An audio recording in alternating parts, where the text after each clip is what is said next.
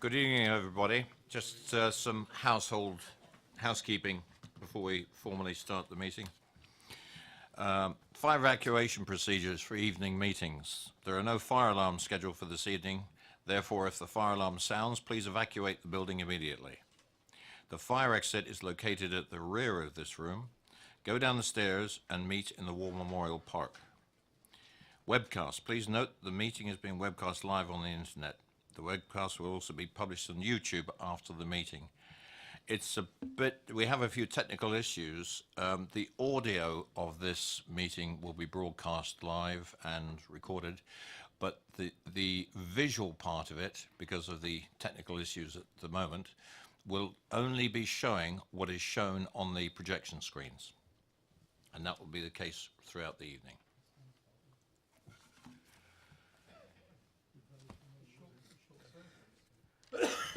It's been going on for a bit. It's not just us. It's 6:30 and I shall commence this meeting of the Development Control Committee. For the benefit of the members of the public attending, I'd like to explain who everybody is around this table. My name is Councillor Paul Miller and I am the chairman of the committee. Down the sides of the table to my left and right are councillors who sit on this committee and who will be making the decisions on the applications before us this evening. Immediately to my left and right are the officers who will be advising councillors. In addition, I'd like to explain that the Development Control Committee is a regulatory committee and not a political meeting. The committee will be examining the evidence brought before us tonight and will make decisions based on planning reasons. We are guided by national and local planning policy and guidance.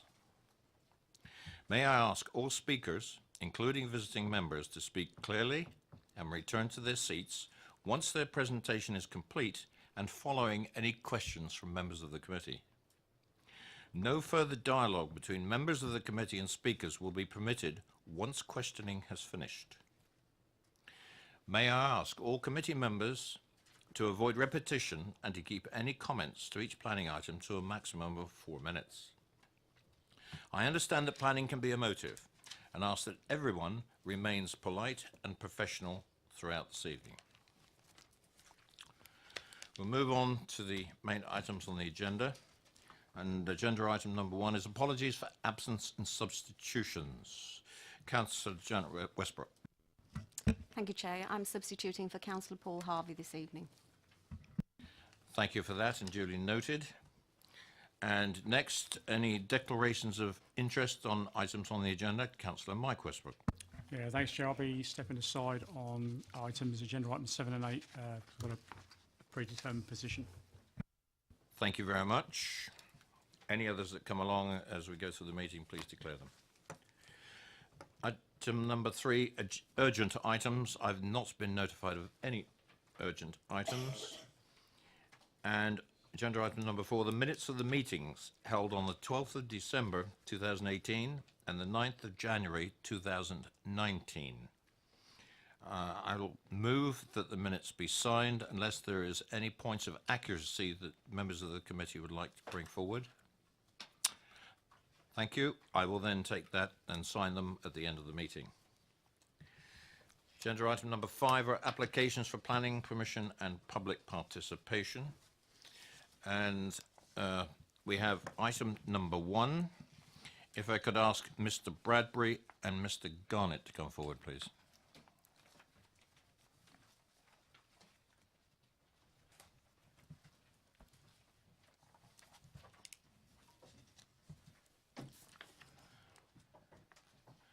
Good evening, gentlemen. I'd just like to sit tight while the officer introduces the application. Thank you, Chairman. This application is for land adjacent to Aldermaston Road and Boundary Place in Tadley. The proposal is for the erection of 17 apartments, which includes 2 one-bedroom and 15 two-bedroom units, together with parking, landscaping and associated works. Members may recall that this application was previously presented to the Development Control Committee in December, and it was deferred at the request of members to seek further information in regard to a private arrangement between the applicant and a registered housing provider as to the provision of affordable housing on site. Such information was provided to the Council, as you will see detailed within the report. This included a copy of a letter from Radian, who are the registered provider, and a copy of a conditional contract between the respective parties. This information has been subject to internal consultation, and as members will see, consideration has been given as to the weight that could be afforded to this information within the planning process. If I draw members' attention to the last paragraph on page 87, it has been concluded that the supporting documents to the application should be afforded very limited weight as a material planning consideration. This is because these relate to a private contract of sale and a letter of current intention, which sit outside the planning permission or any 106 agreement for the delivery of affordable housing on site. I would also bring members' attention to the up-to-date paper, where we've received a further representation from the applicant, which relates to the provision of this said affordable housing outside of the planning process, and a comment from housing in response to that, which also confirms that interest has been shown in providing additional affordable housing on site, again outside of the planning process that's before us for consideration. The final element on the update paper is with regard to a planning appeal decision that was received by the Council today. It was dated yesterday, and it has direct relevance to the recommendation before you this evening with regards to the relationship of the site to the AWE. Within the report, there had been some appeal decisions quoted whereby we have been considering the impact from additional dwellings within the locality. This appeal decision we have now received is a complete up-to-date position which considers our current local plan, our policy SS7 and also the most up-to-date MPPF. This application is continuing to be recommended for refusal as per the report that has been before you previously. I've got nothing further to add. Thank you. Thank you very much. Gentlemen, you have 4 minutes.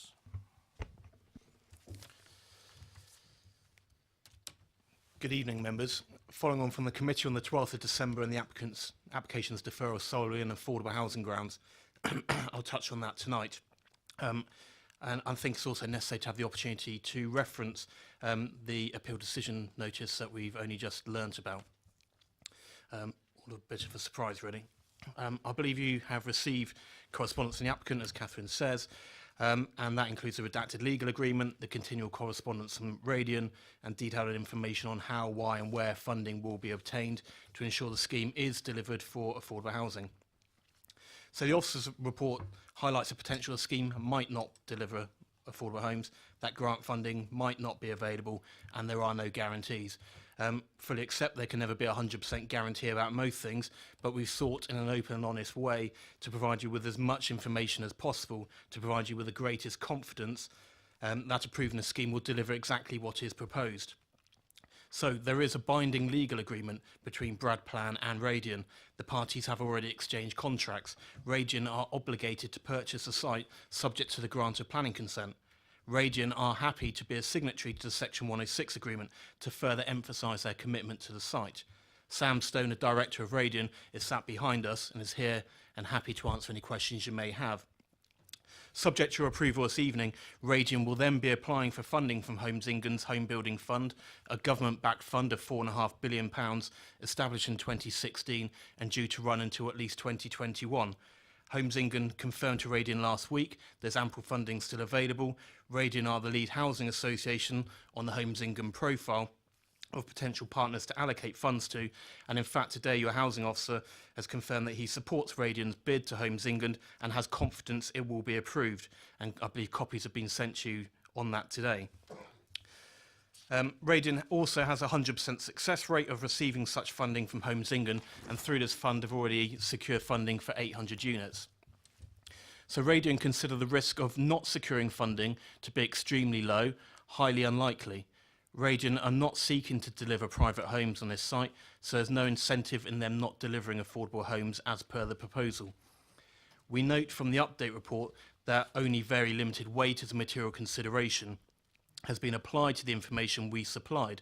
Whilst we disagree with this conclusion, it does at least represent a shift from officers who previously advised you it had no weight.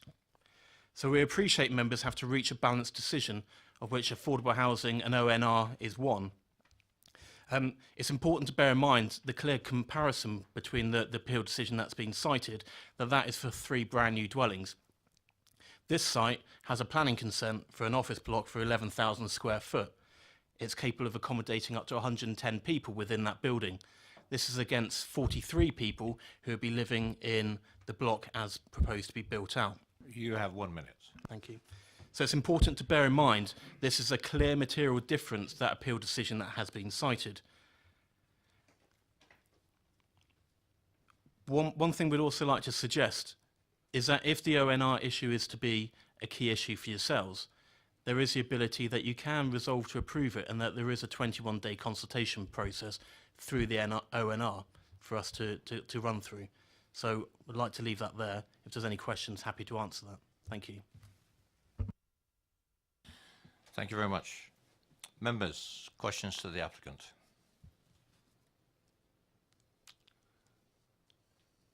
I've got one. Have you done, in light of the inspector's decision, run a risk assessment against which your application would actually pass on the basis of this? Because you mentioned an office block has extent permission on there, but in my experience of listening to the ONR, understanding the ONR briefings we've had and everything else, they look on accommodation that is occupied basically during the day quite differently to residential. And they have a different aspect of it. And I'm just wondering if you've had a look at the differences there. But you're using it as an argument, but I'm not quite sure how you're looking at the 2 different kinds of risk. Thanks for that. Sorry, we've only actually found out about the appeal decision at 6 o'clock this evening, so haven't had any real formal time to look through the wording or really take it in much detail. So apologies for that. I think the key, in short, no, we haven't. I think when we've gone through the high-level assessment, we consider that the 110 occupants of the office and the 43 residents, the offices obviously can be occupied 12 hours a day. The residential units longer, but we haven't gone through the process. And I think that our view tonight, I would implore the members to approve the application subject to the consultation period with the ONR, and I think that should be debated between the ONR, the Secretary of State and the applicant, would be the best and clearest way of divulging that information to see whether it's appropriate or not, as opposed to going down the appeal decision route, which is a lot more retracted but ultimately gets to the same answer. And I think that would probably be the preference in terms of, certainly from us, and maybe from Basingstoke too, to limit workload and exposure to appeal costs, that actually tonight is, if the ONR is going to be the ultimate deciding factor, and we very much think it should be on the planning balance, that this should be a ONR Secretary of State applicant point, which we're happy to discuss with them in more detail if you're minded to grant, subject to the 21-day consultation period. Thank you for that. I won't get into any more debate. Are there any more questions to the applicant? No? Gentlemen, thank you very much. Councillor Tate, please.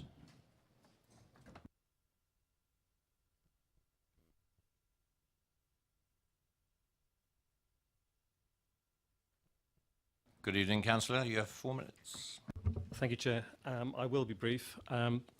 I support this application in that, for those of you who visited the site, you know that where it's positioned, it's on the main road coming into Tadley, and is an extent planning application which is now effectively a dead site. And the applicant here provides an opportunity for the reconstruction of that site to provide housing, and that housing is required in the area, and the housing also includes an element, if not complete, but certainly an element already of affordable housing. Clearly, the documentary evidence that has been discussed will be discussed in more detail, but fundamentally it is something that, for me, is worth fighting for. It's worth fighting for to ensure that the site is treated on its own merits and its own benefits to the community. I appreciate that there are precedents from other sites, but given that already there is planning application and there has been development on that site around it in the past, clearly each time this comes to the table it should be tested. And frankly, I hope that in doing this we can produce a way forward which allows that site to be used to the benefit of the community to provide housing. And that is a test that we want to try and achieve with this. So I give it my full support, and hopefully you can in due course do so as well. Thank you, Councillor. Any questions to the ward member? Nope. Thank you very much. Councillor Bounds, you are also a ward member. Do you wish to make any kind of statement now? No, I'll just take part in debate if I would. Fine. Thank you very much. Members, questions to officers? Councillor Bound? Yes, this is a bit of a sort of a left field, really, this decision that we've been given this evening. I'm wondering the amount of weight that we as a committee now must give that decision in relation to this site. That's the appeal decision. I mean, in terms of having received this late decision, it is reinforcing previous appeal decisions which are quoted within the officer report itself anyway. It's just maintaining and continuing that position. So there isn't sort of anything essentially new, but it is an appeal decision. It is a consideration of an inspector. It is, as I consider it, it's a material consideration. And I suppose then one could counter with the fact that there have been quite a lot of applications that we as a committee have granted that have not been subject to any contrary inspector sort of report. So it's the balance here I'm wondering about, that's all.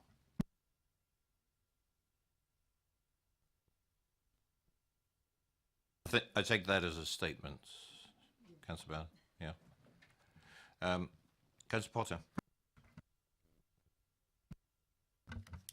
If I may, Chair, just to check with the officers, and I know that obviously inspectors' decisions can vary from time to time, but there's normally some consistency. But if I interpret this correctly, as a new, whatever way I describe it, benchmark, are we really saying that from here on in, that only applications for, dare I say it, 2 or less dwellings are likely to succeed in this particular area? Because if 3 isn't successful, then by definition something lower than that might be. And we've had, as my colleague points out, some decisions that we've taken not been challenged in the past, which consist of single dwellings and the like. But is that the area that we're now moving into?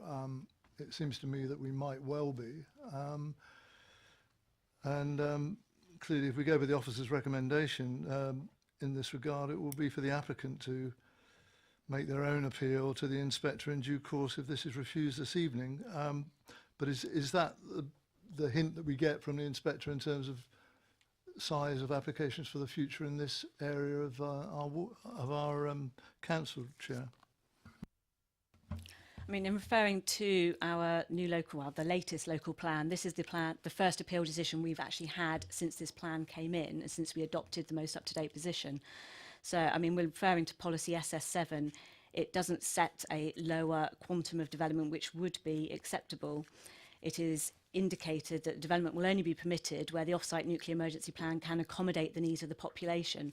It doesn't state that maybe 1 or 2 properties may be acceptable. It is subject to that consultation with the relevant statutory consultees. And that's what the inspector has referred to in this particular appeal decision, which I hopefully has been relayed to you in the update paper. Just perhaps a bit of tautology on my part, but really in terms of what the inspector has said, it's that the number of dwellings, not just the population totals, is the relevant consideration. So whichever way you break that down, it seems to me that if 3 isn't acceptable, and that's been the decision she or he has taken, something less than that might be, but I say only might be, but we certainly are not likely to succeed, nor is anybody else, in numbers above that 3, which has been the subject of this decision by the inspector. I mean, that's a reasonable logic, isn't it, to apply? It is a position, yes. I mean, we are looking at the numerical increase in properties. Of course, we also have regard to the relationship of any site to AWE, which is something that the statutory consultees take a look at, so such as the ONR, Hampshire County Council and the West Berkshire Emergency Planning. So it is a locational zone matter as well as the numerical increase. It just happens to be that the appeal decision we have received is in the, I think it was sector G, which is the second most densely sector, where this application is actually closer to AWE within sector J, so it's nearly 500 metres closer to AWE itself, so there is that balance as well. Councillor George. Thank you, Chair. Just a question here.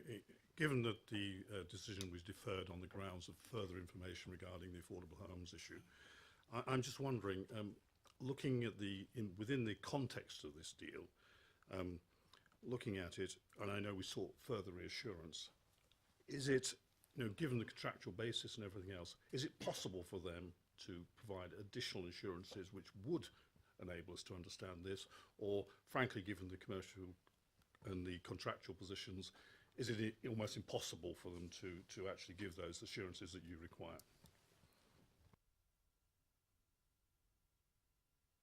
Thank you, Councillor George. I think the issue is that there isn't a way that we can bring it into the planning permission itself.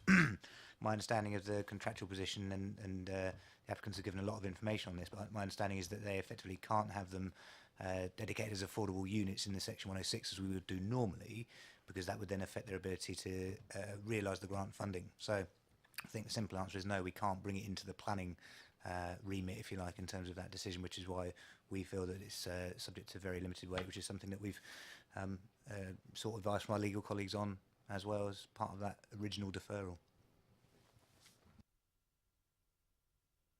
So, thank you.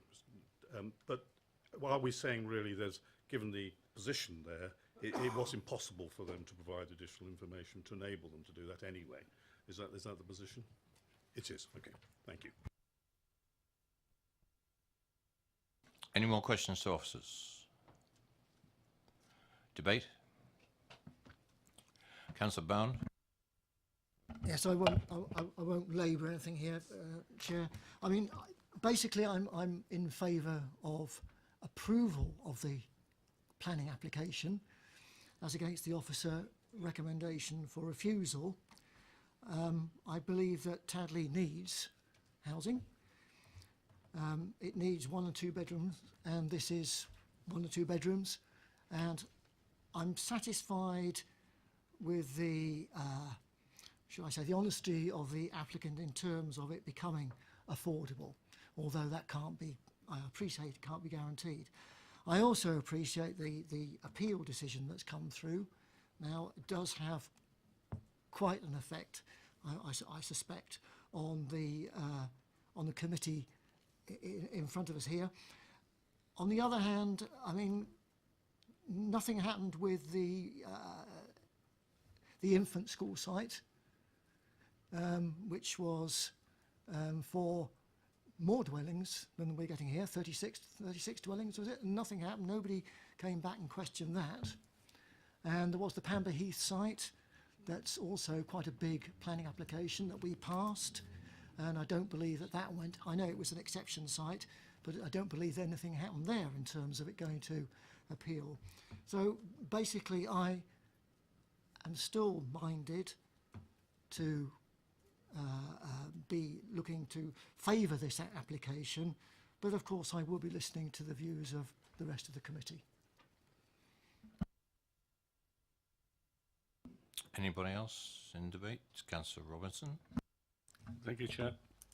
I'm broadly in favour of developing this site and agree with most of the things that Councillor Bound said. I have one big issue with this site, and if people look at the block plan, which I think you'll find is on page 112, or on the screen we could have the view of the Aldermaston Road frontage.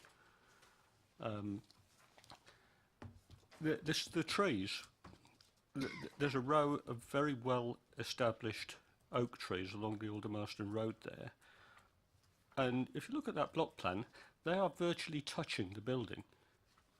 And certainly when we went on a site visit last time, that's my perception of how this will be built. Myself and Councillor Westbrook sat on the tree panel, and we're forever getting the problem of trees that have grown up in front of people's windows and blocking out all their daylight. And there's a very strict criteria for cutting those trees down because of the lack of daylight. And I look at these, and we are actually creating exactly the situation that we get all the problems with. We're putting a building where the windows are facing northeast, so they don't get a huge amount of light, and you've got a row of oak trees that are virtually touching the building. It's going to block all the daylight out of these buildings. That fails quite a few of the EM10 criteria. I think inevitably, as soon as this is built, if it gets built, we're going to finish up with applications which were going to be very, very hard to refuse, and we are going to lose that row of trees. And they are very nice, good condition, established trees. Leaving out all the other reasons that have been spoken about, for that reason and that reason alone, I can't support this application. Councillor Porter. My colleague points out, as I hope I might have done, but I mean certainly the issue around the proximity of the trees has been covered in the report, I think, by the tree officer, who is satisfied by the 600mm resiting of the block and thinks that's sufficient in the present circumstances. Just to reassure the applicants, I mean, as a committee, I don't think our notice of this appeal decision is any greater than theirs, and therefore we're all, I think, this evening readjusting our thoughts about this as we discuss this matter. I mean, I've got a record, I think, really of seeking to promote this type of development in Tadley, really, and without it, I don't know where that particular area benefits in terms of development, really, because it doesn't want to stagnate. But if these restrictions apply all the time, I don't know what the alternatives are, really. But and I am reassured enough, I think, for the purposes that we sought last time, of what the applicant has said regarding the affordable housing aspects of this and the deal that they've obviously got going with the provider. All of that, I think, is sufficient for our purposes. It's as far as we can go in that regard. But in regard to this latest appeal decision, I think it really does have implications that we can't ignore. And it obviously comes back to the reservations that were expressed by the planning officers in the first place. And I'll be frank, I mean, the situation is, I think, if we accept the officer's recommendation, this is refused, if the applicant then chooses to appeal it, we will see where that goes. That's the simple fact of it. And if we get a consistent approach by the planning inspector who might hear that appeal, whoever that is, and to be frank, it's got little chance of success, it seems to me, based on what we've got before us this evening. So reluctantly, and I say reluctantly because I'd like to see this site, which is quite frankly redundant at the moment and an eyesore, be developed, and the anomalies that exist between office accommodation, residential accommodation in regard to this particular zone area seem really, you know, I mean, a nonsense in many ways, really, when it comes to occupancy and how any emergency provisions would be made. But based on what we've got in the way of advice this evening, I can't support this application. Thank you, Councillor Potter. Councillor Leeks. Thank you, Chairman. Whatever happens, I would like this redundant mess cleared up. We've had for years and years and years, we've had Harris fencing around the Boundary Hall site since it was knocked down, and it's continued and continued. They did the Boundary Hall flats residential area, and it looked quite good, and we're still left with quite a prominent position of people coming into Tadley and seeing this empty plot. So whatever happens, I really would like to see it cleared up and dealt with and get rid of that terrible fencing. It's a blot. Thank you. Anybody else for the debate? I'd just like to mention one thing. We've talked at length about the AWE situation, and that accounts for reason for refusal number 1, and we've heard the views around the table. However, I read the correspondence from the applicant. I think we all got a copy of it. And I think where this committee must be mindful of is the legal obligation of this council when securing or passing approvals in the planning sphere, which is what we're doing. If we don't have a legal agreement, and there's no possibility of this legal agreement, and this has been quite exhaustive. I know the discussions on this has been long and hard fought for. This council would be open to vulnerability. And this is what S106 agreements are all about. And it provides assurance and protection for developers and for the council when we give these permissions. And I have yet to see anything, and we've heard the officers' views, we've heard the legal view, that at the moment, in this present circumstance, an S106 cannot be achieved. Without that S106, I certainly cannot support this application.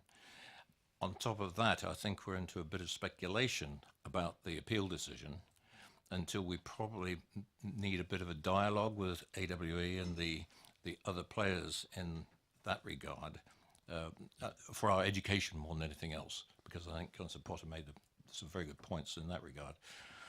But at the moment, I cannot support this application, and primarily because of the lack of a legal agreement. The willingness of the applicant, I fully appreciate that. I don't decry one little bit their intentions and their intentions to provide 100% of affordable housing here, but it's got to be done within that legal framework.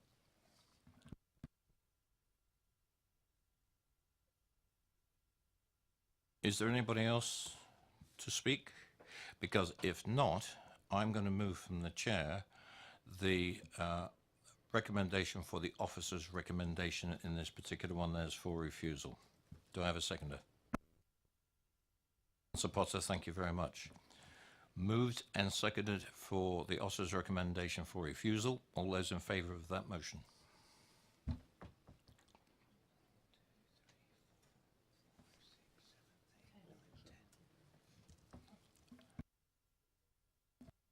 Those against? 1. Councillor Byrne. The officer's recommendation is approved. Officers? Thank you, Chairman. I would confirm to the committee that that application has been refused as per the reasons given in the agenda. Thank you. Move on to item number 2.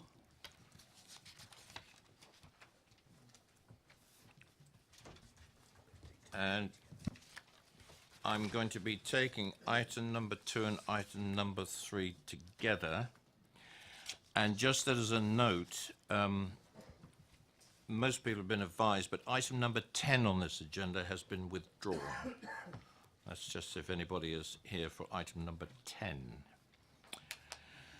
If I could ask Mrs. Kinnear to come forward, please. I understand you're here on behalf of Mr. Swallow. That's what's noted on here. Don't worry about the microphone. If you just sit tight, and good evening to you, and the officers will introduce the application. Thank you. This is a hybrid application. Full planning permission is sought for enabling development for the repair and conservation of the listed agricultural barn for agricultural and residential storage use, the conversion and extension of locally listed barn to form 1 4-bedroom dwelling, the demolition and part demolition of farm buildings, lean-to extension and single-storey extension, and outline permission is sought for the erection of 3 dwellings between the farmyard and Fremantle Farm cottages, and 1 dwelling on land to the east of the junction of Ash Lane and the existing access onto Fremantle Farm. There is an update to the application just to confirm the applicant has agreed to the pre-commencement conditions, and also 1 further letter of representation raising objection has been received. That is in relation to the impact on the AONB in relation to the dwelling at plot 3. in relation to human activity, lights, etc., which is actually covered in the main officer report. The likelihood for additional development, such as pools and tennis courts, and in relation to the enabling development itself, the farm has been well managed and any profits could have been used to maintain the barn over the years, and therefore in the letter of representation it's considered it's not required. Thank you. Nothing further to add. Thank you, Lucy. Mrs. Kinnear, you have 4 minutes. It's the button at the silver button at the bottom. That's it. Good evening, councillors and officers. I'm Claire Kinnear, a resident of Hannington Parish, in which the application sits, and have been asked to speak about this item on behalf of Mr. Sheridan Swallow and the residents of North Oakley. Thank you for letting me do so. I'm conscious that you have many applications to consider, so I will be brief, but will be happy to answer any questions that you may have. You will know from your site visit that North Oakley is a very small downland hamlet, comprising, other than Fremantle Farm and its 2 cottages, just 8 other houses. It is essentially open farmland, forming a very attractive landscape and conservation area within the North Wessex area of outstanding natural beauty, traversed by the Wayfarers Walk and other footpaths. Accordingly, it is very popular with those who visit it to enjoy nature and the landscapes. All the roads are single track with passing places. There is no shop for about 3 miles and no public transport. Wi-Fi is only possible by satellite with correspondingly slow speeds. We believe that this is an unsuitable development, placing the houses in a location which lacks transport, amenities and work, and is not the low-cost housing which the area needs. Indeed, the farm already enjoys a substantial rental income, believed to be over £1,000 per week, from letting its properties, and does not need extra property for its own workers. We particularly object to the proposed Ash Lane house, which not only lies a very long way outside the parish building boundary, but is also highly intrusive into the North Wessex area of outstanding natural beauty, introducing building and human activity, cars, lights, pollution, noise, and so on, into an area that is an important nature conservation area, particularly favoured by bird watchers, cyclists, walkers and horse riders, specifically because it is open farming and woodland landscape without human habitation. Except on hazy days, there are open views for up to 2 or 3 miles in every direction without sight of a house. With the proposed new house being prominently positioned at the top of the hill, its impact would be widespread, not least at night. The plans lodged with the application show that it is proposed to be of 4,500 square feet, the same size as all the other 3 houses proposed on the drive added together. A house of this type, with perhaps 4 or 5 bedrooms, is often followed up with a proposal to build a swimming pool, tennis court and so on, all of which, while very enjoyable for the owners, would intrude even further into the landscape. You have 1 minute. Which is currently the preserve of farming and nature, and the many people enjoying its amenity for walking, bird watching and nature as described above. The application is presented as an enabling development to conserve the barn, yet we believe that a farm of this scale, and it is very well managed, with also substantial additional income from property lettings and shooting, ought to be able to deal with such costs by setting aside each year a modest proportion of its profits for maintenance, rather than doing nothing for decades and then attempting to raise capital in this way. This application does not represent complete compliance with the local plan. The local plan defines isolated in the context of new residential development in the countryside, where there is significant separation between the proposed dwelling and nearest settlement.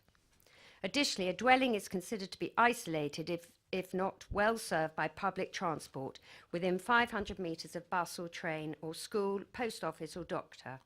We would ask, please, that this application be turned down. Thank you for listening to me. Thank you very much. Members, Could I ask you to switch your microphone off, please, because you mute everybody else out. It's all right. Don't worry. Any questions for the speaker? Councillor Sherlock. Am I correct that the parish council don't approve of the plot 3 building, but they're happy with the remainder?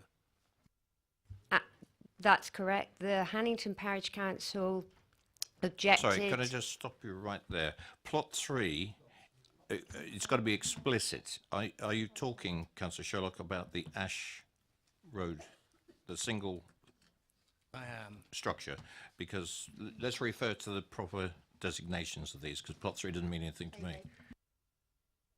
Right, there we are. It's identified on there. I'm sorry to interrupt you, but please carry on. Oh, yes, you are correct. The Hannington Parish Council did object to plot 3, the house standing on its own on Ash Lane.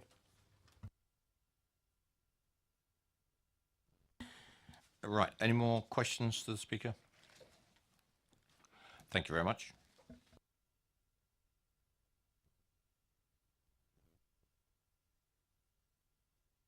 Mr. Marsden, please.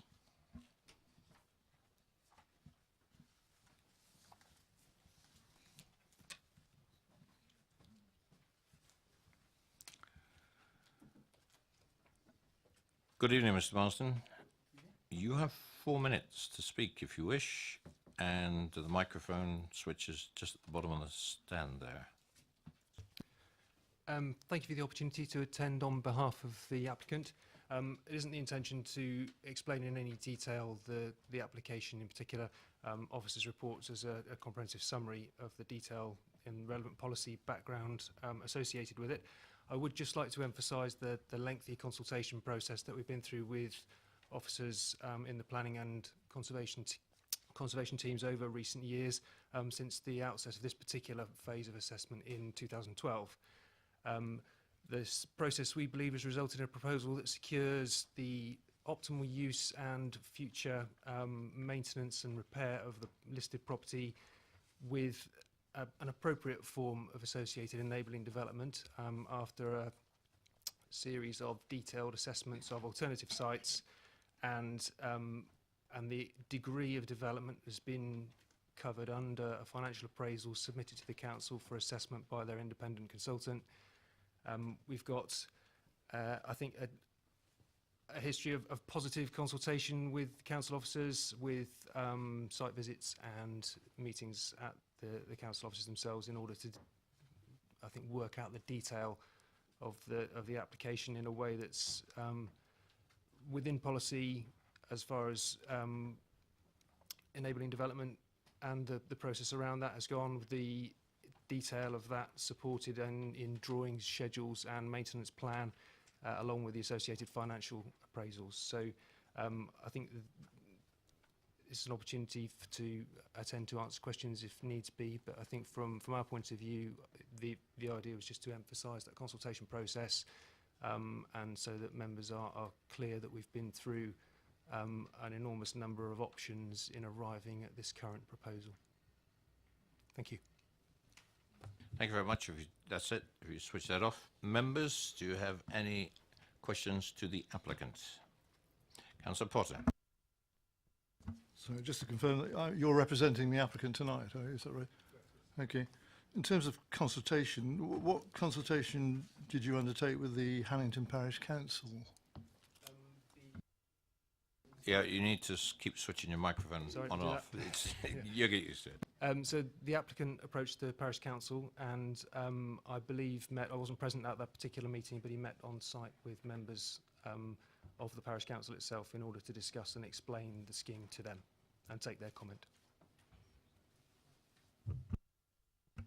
Obviously you weren't present, but in regard to those discussions, I mean, clearly the parish council isn't sympathetic and supportive of the Ash Lane isolated dwelling proposal. What discussions did you have with them about that? Did you seek to explain why you were choosing that site? I mean, can you give me some insight into this? As I understand it, the explanation of the overall form of the scheme was provided.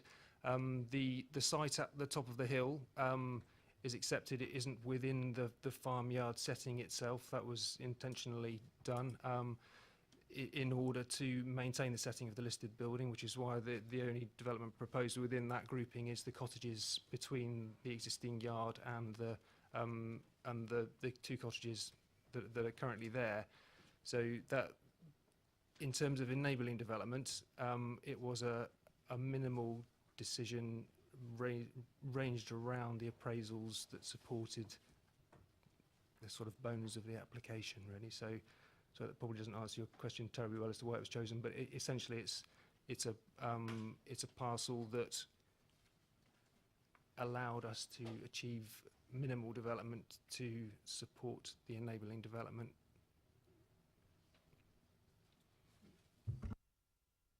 Just explain the logic, if there is one, then please. Then why so far away from the farm itself? I think we went through a number of different sites all around the estate and the farm, and further afield actually within the applicant's ownership elsewhere, outside the parish even, to find the most appropriate position for new development in support. So this particular location was chosen in that it was within the bounds of the farm holding itself, but as a residential development outside of the setting of the listed barns and the farmyard, it felt like an appropriate balance between achieving the development that was required and respecting the setting of the existing listed buildings in heritage terms. Anybody else to the applicant? Any more questions? Thank you very much. Questions to officers? Councillor Mike Westbrook. Yeah, thanks, Chair. I mean, under normal circumstances, as the report says, we would be contrary to local plans SS1 and SS6. On page 127 of the report, under enabling development, though, it does. I wonder if you could. I've got two questions, really, probably one answer. It talks about the enabling development is not specifically addressed in our local plan. Obviously mentioned in the NPPF, but it's not in our local plan as such. And also on page 130, it talks about other options for funding, where it says Historic England do not at present offer funding for works to Grade 2 listed buildings unless they're either in a conservation area at risk or they're in a heritage action zone. The site does not meet either of these criteria. So I just wondered how then why we have to put so much weight on that and go against our normal policy. Thank you, Councillor. First of all, in relation to policy, obviously our local plan can't cover every eventuality for what development may come forward. In those instances, we look at all aspects of the development, whether the NPPF supports a scheme or covers it, and then you give weight to that. And whilst not being strictly within our policy, there are other material considerations for us to enable us to reach a positive conclusion on and recommend permission for a scheme. And in relation to, it mentions about the optimum viable use. Is that the point you're referring to? Alternative uses. So again, the barn is a particularly large. It's nine-aisled. I don't know if you went on the viewing. Yeah, it is particularly large, and the problem that leads to is that, for example, other sites you could potentially have it as a single residential dwelling, which would then generate its own funding. Because of the size of the barn and the limitations with it for subdividing it or creating other uses, that could harm the asset that it has as being a large nine-aisled timber barn in the first place. With regard to Historic England, the building itself is only on our local at-risk register. You can't get funding for buildings on local at-risk registers. Rather, it has to be if it's on the national at-risk register. So the applicant has sought, they have looked at a wide range of alternative uses and options for funding, and this was deemed to be the optimum viable use for the building.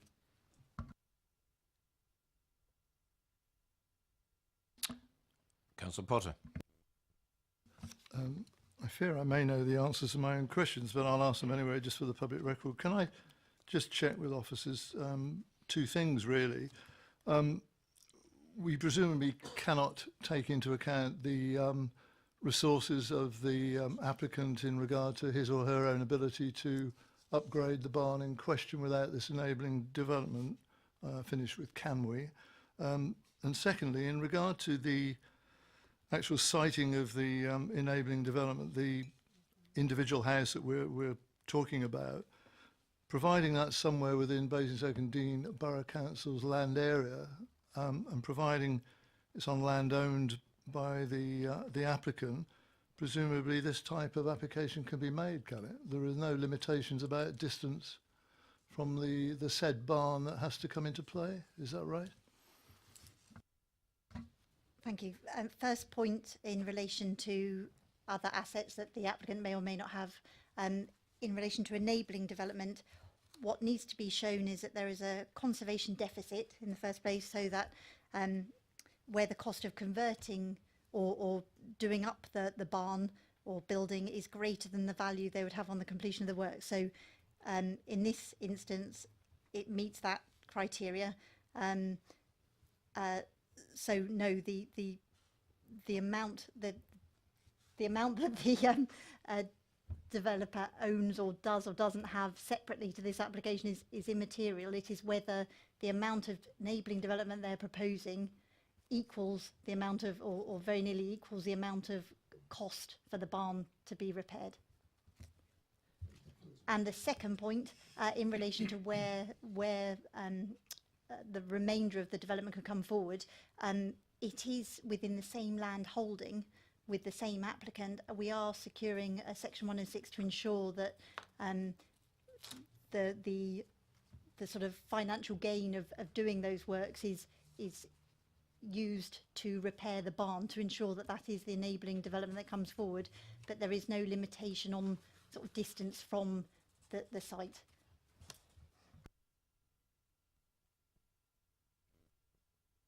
Sorry, can I just confirm?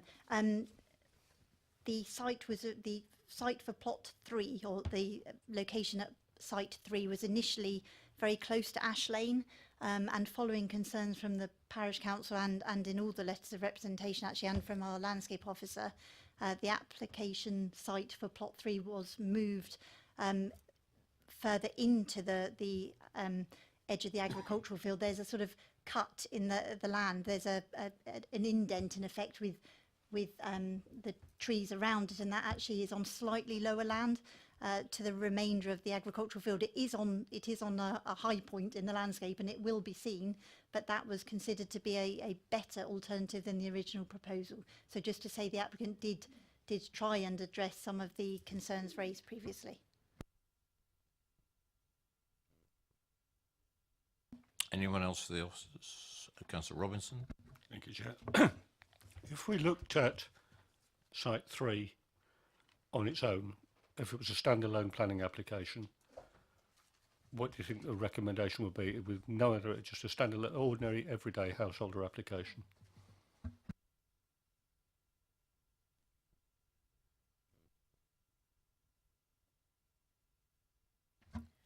You could conclude it was isolated. Obviously, I don't know the merits of the other aspects that might come in with another application, but it wouldn't have the benefit of the enabling argument to sort of counteract that the planning balance in effect.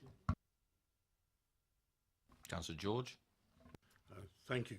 Given the sites in the ANOB, maybe, if I'm incorrect, please let me know, but certainly we've looked at this as part of the Whitchurch neighbourhood plan. Development there is only really allowed where no other alternative is available. Can I ask, has there been any formal study to establish all of the alternatives and whether they're available for development? I can say that the applicant has been discussing with the local authority for a number of years. I've worked here for 3 years. I believe it's been going on at least 10 years before I arrived at the local authority. I think 2006 on the planning history page refers to quite a lot of the applications that have been submitted. The application has been put forward and submitted, and we consider it on its merits. Clearly, there may be other acceptable alternatives, but this is the one that we're looking at this evening. Anything else? Right, let's kick off on debate. Bearing in mind we're taking a look at item 2 and 3 together. One is the conservation and one is the planning application. Anybody like to kick off on debate? Councillor Sherlock, yes, and you're also the ward councillors. Thank you, Chair. The history of this application is that the present owner bought it some 37, 38 years ago, I think. And the previous owner had won awards for having the best kept farmyard in Hampshire on a number of occasions. Since then, the barn has been allowed over the years just to fall down, basically. It's been ignored. They have had to build 2 new grain stores because the barn became unusable and condemned for grain. But the various sales have taken place. There was a barn sold for 500,000 on the estate, further down towards Overton. But I am totally opposed to the siting of the 3rd plot on Ash Lane for a 4-bedroom residence. It is right beside ancient woodland, which is full of undisturbed wildlife, and that will come under threat if the building were put there. More importantly, it is out with the settlement policy boundary. It is contrary to the local plan policies SS1 and SS6, and contrary to the Dark Skies initiative. I would therefore like to propose refusal of this application. Do I take it you're moving for refusal? Yes. And for those particular reasons that you stated? Yes.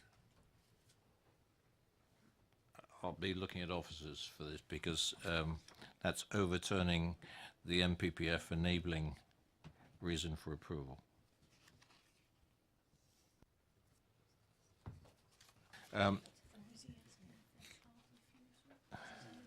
Well, this is the issue is, Councillor Sherlock, is you're objecting against a part of the whole application. Well, either you move for refusal for the whole thing, you can't pick and choose. I'm proposing against the whole application. Okay, thank you. And we'll need to enumerate the reasons that you're given, against policy. Got it? You got it so far? And would that encompass the listed building consent as well? Because that affects the barn.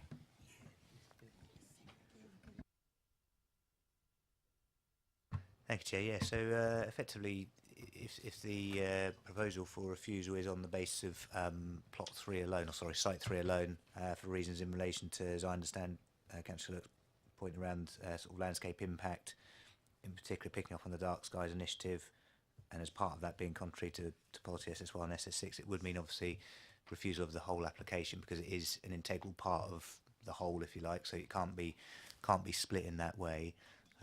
And sorry, in policy EM1 as well. I think so. I think that would be the proposal that's been put forward, as I understand it.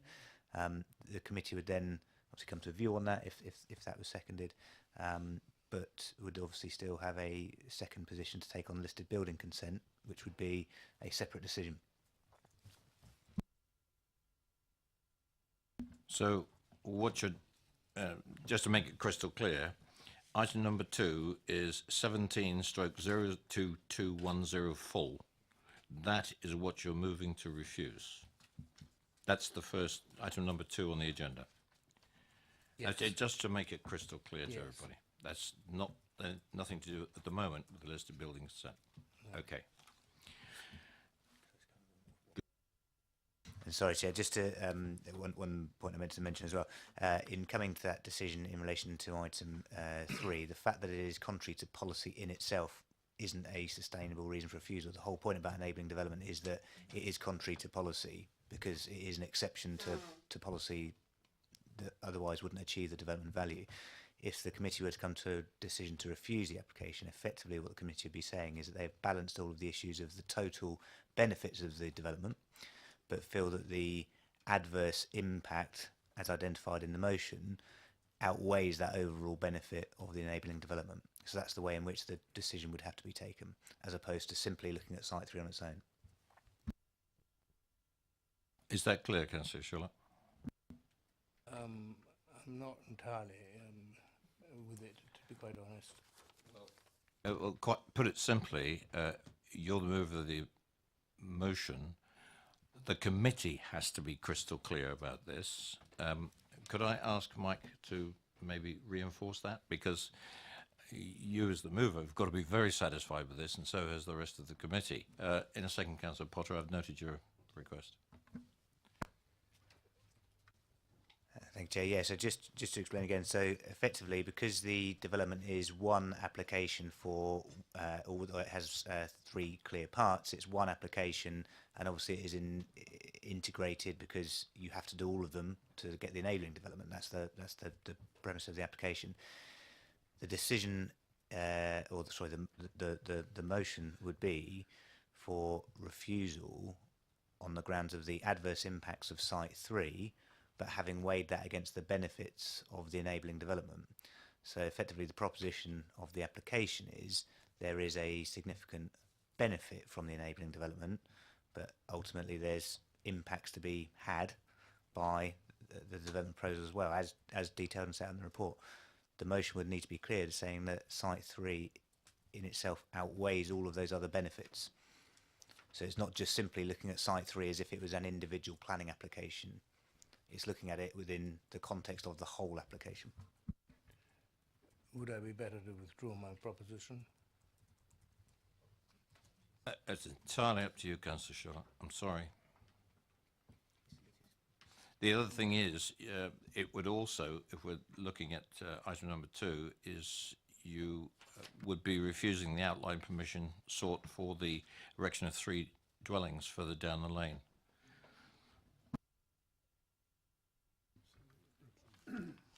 I think I'll withdraw it for the moment.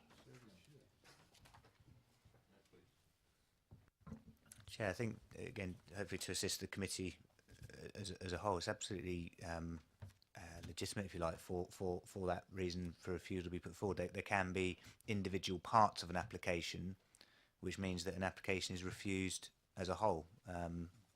That's normal practice, so just to provide that advice. So it's absolutely legitimate, I suppose, to have that point put forward.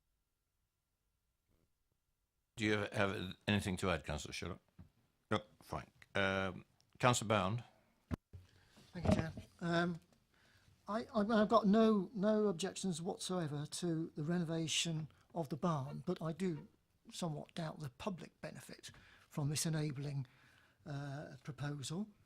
I did feel just then that we were somewhat having our arm twisted, because I, like Councillor Sherlock, find myself unable to go along with this purely because of Site 3.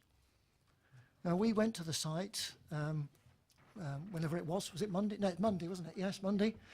And we walked, and we never actually got there to see it. I mean, we were pointed out where it was, somewhere in the distance, over there in the fog. And we'd walked a long way by then, and you cannot say that that site is not isolated, completely isolated. And I feel if it come forward as a single dwelling on its own, we would not be there would be very little debate. It would be completely isolated in the countryside, and we would be refusing it. But here, because it's part of another application and an enabling, we are somewhat, well, it's a very crafty way of sort of moving things forward. Are you saying that your arm is being twisted? I did feel that... But an enabling agreement, an enabling development is perfectly legitimate under planning rules, laws and guidance. I felt that the guidance that we were receiving in that if we refused one, the whole lot foils, therefore it's our fault if the barn falls down, so to speak. Well, we're not. We are, on one aspect of it, as far as I'm concerned, it is not acceptable. Now, because of that, the listed I appreciate that the listed building aspect falls down as well, because we're not sort of voting with the enabling aspect to allow them to do the works on the barn. But as far as I'm concerned, Site 3 is too isolated for me to vote for it within this whole application. And the landscape officer is not very happy with it, because although they say that some vegetation could be planted around to make this building less visible in the landscape, what they're saying is it's going to draw attention to it as well. So I will second Councillor Sherlock's recommendation.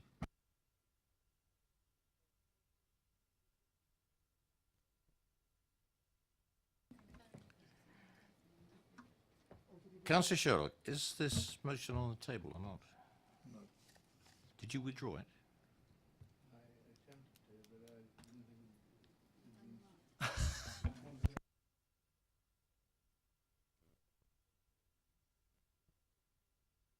There is a seconder to your motion. Did you withdraw it or not? If you didn't, could you please put your microphone on and make a statement?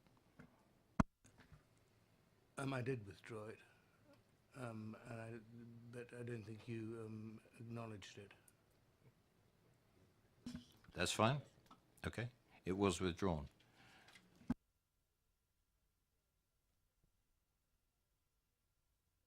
Councillor Band, do you want to repropose? No, I'll listen to the rest of the debate now to see whether anybody has the same opinion as myself. Then, in that case, your seconding of the non-motion doesn't stand. We'll come back to you. Yeah, okay. Right, next person to speak is Councillor Potter. I think probably, Chair, we're all going to find ourselves broadly in the same position on this, really. I mean, I thought that Mrs. Kinnear spoke very well, I think, and outlined some genuine concerns, particularly in regard to what we're describing, I think, as plot 3 in regard to this part of this application. I mean, I do say, putting my cynicism to one side, I think paragraph 79 of the MPPF on occasions can be exploited in a way that was never intended when that paragraph was first drafted. I'd say that publicly. And it seems to me really that, as I say, putting that to one side, this committee probably is generally saying, overall, this is a reasonable application in the circumstances. And it has merit in it in that it will lead, we hope, obviously, to the renovation of the barn in question, complementing and satisfying the MPPF in that regard, really. But I think we all are expressing proper reservations about where this isolated house in the countryside is really proposed. And Hannington Parish Council, I think, expresses it very well in the comments of their consultation that they've submitted.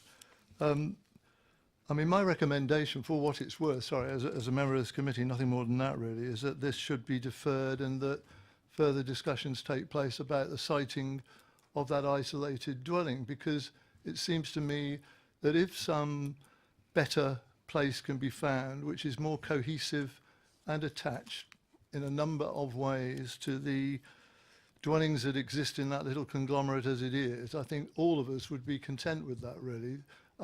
As it stands, and I know it's only an outline application, but we are talking about a fairly large dwelling, putting it mildly, 4,500 square foot, going to be sited, as people have described, in this isolated position And as Councillor Robinson says, if it were not for this extra provision of paragraph 79, I know what we all would be saying with absolute unanimity, really, that this doesn't satisfy the planning conditions that should be satisfied. And I think it's really only that, really. And I just think a bit more thought needs to go into exactly where that third dwelling, if it is needed in terms of the financing of this project, should be put.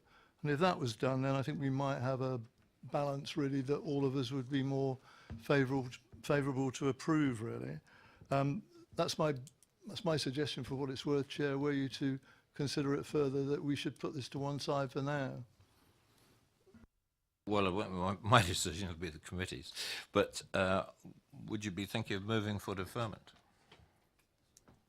Happy to do that, Chair, yes, and I've made it clear, I think, what could take place in that intervening period, which might satisfy a number of things that I've heard this evening, including a commentary of Councillor Sherlock, who, as the ward councillor, I'm glad he withdrew his proposal anyway, really, in terms of a predetermined position. So, you know, all of that is good, I think, really, and the parish council has made its views known, which I respect greatly, and I don't think, from what I've heard, there's been much consultation with them along the way. So all of that can be improved a bit, I think.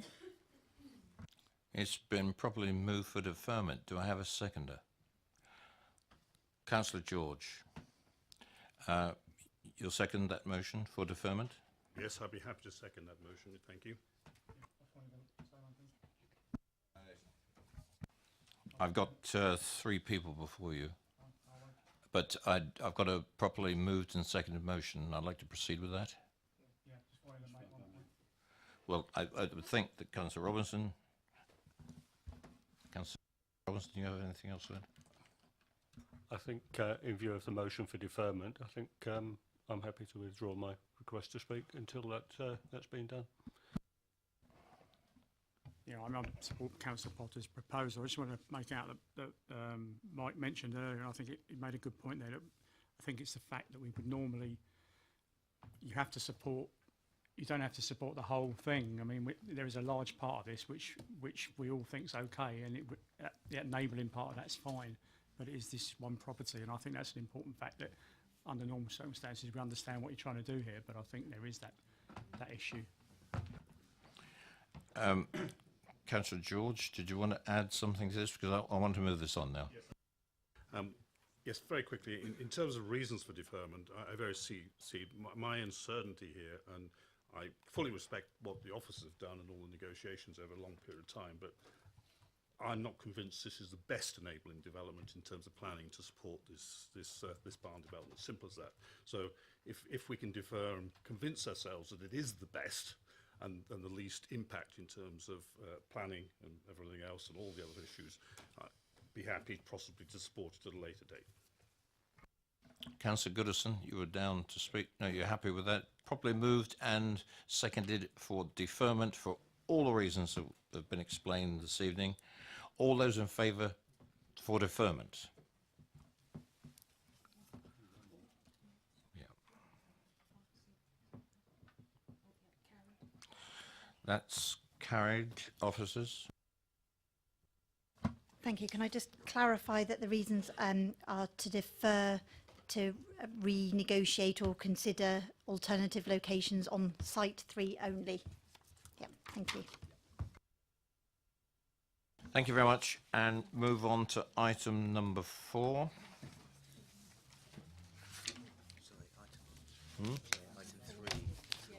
Sorry, item 3. Yeah, that was... Sorry, I'm jumping ahead of myself. It was the list of building consent. Now, I'm going to seek advice on this. Do you want to introduce that as an individual item? It's been introduced. It'd be logical to defer that, so the two, it makes sense for the two applications. The point is that there's different legislation that comes in under listed building consent. It comes with a different set of rules. But committee, I'll move it from the chair for item number 3 for deferment. Do I have a seconder? Thank you, Councillor Potter. All those in favour for deferment? Thank you. Carried. Thank you. Thank you. Just to confirm that item is also deferred for further consideration. Thank you. Thank you for applying the brakes, Mike. Come back to item number 4. And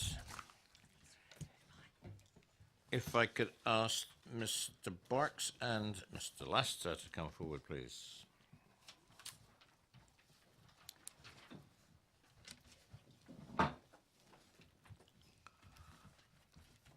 Gentlemen, good evening. I've just asked you to sit tight and the officers will introduce the application. Thank you, Chair.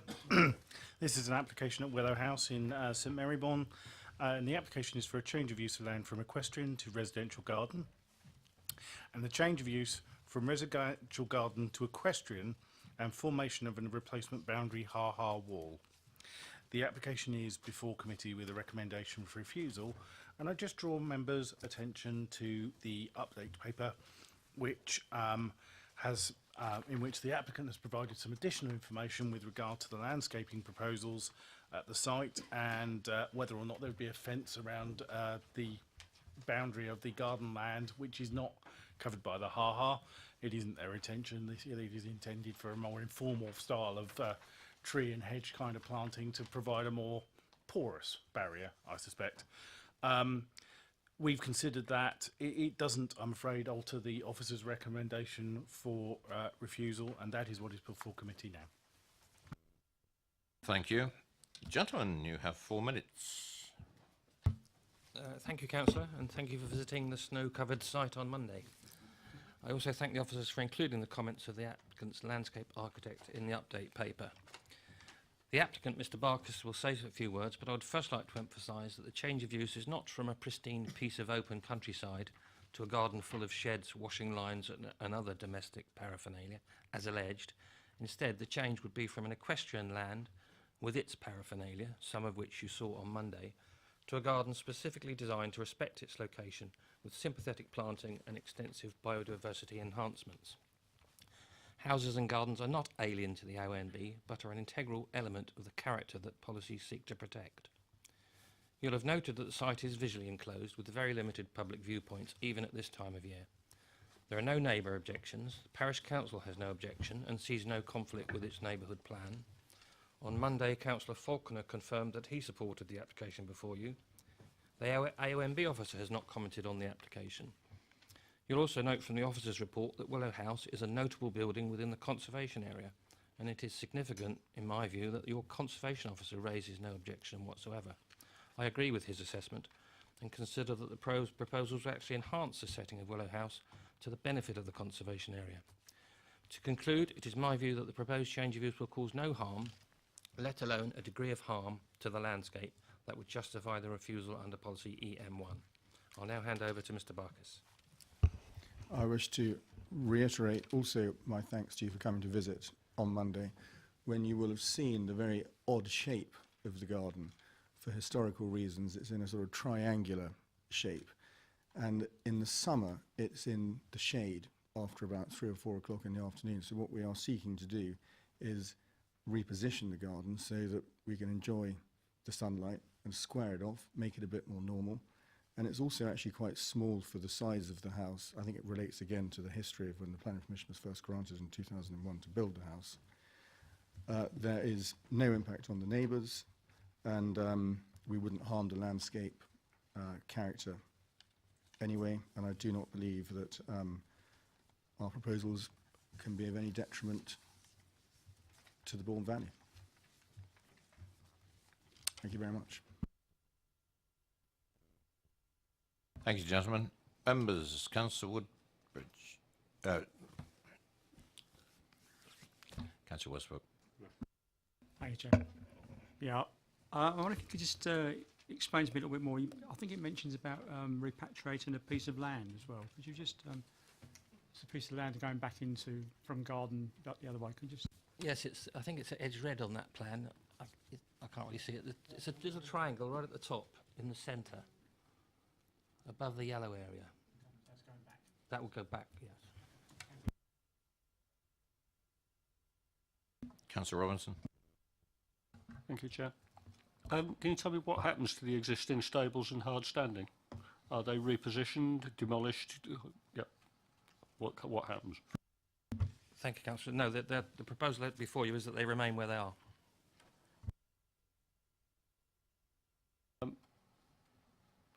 Just strikes me as a little bit of an odd arrangement to have stables in the middle of a garden and not immediately adjacent to a paddock area. We could move the stables further down. The whole site is 7.7 acres, so we could move the stables further along. Yeah, and they're not in the middle. I mean, they are over to one side, right next to the roadside hedge. Councillor Potter. Hello, gentlemen. I just wonder if one or other of you could just clarify. In the supplementary notes we've at note 2 got the softening current hard angle of the existing ha-ha with a curve that doesn't fight with the surrounding levels and flow of the land, using local materials and planting additional native trees to further develop the natural landscape, which I think I like the sound of. I just wondered if you could just clarify what exactly I should read into that in terms of, well, local materials, first of all, and the native trees, what you have in mind there as a starter, please. Oh, there is a fully detailed landscaping scheme submitted, Councillor, but I don't have it with me. And the natural materials, the local materials would be, we're only referring there to the brick and flint ha-ha wall.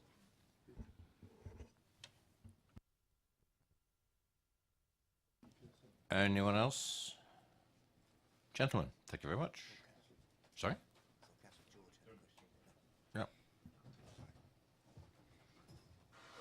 Members, questions to officers?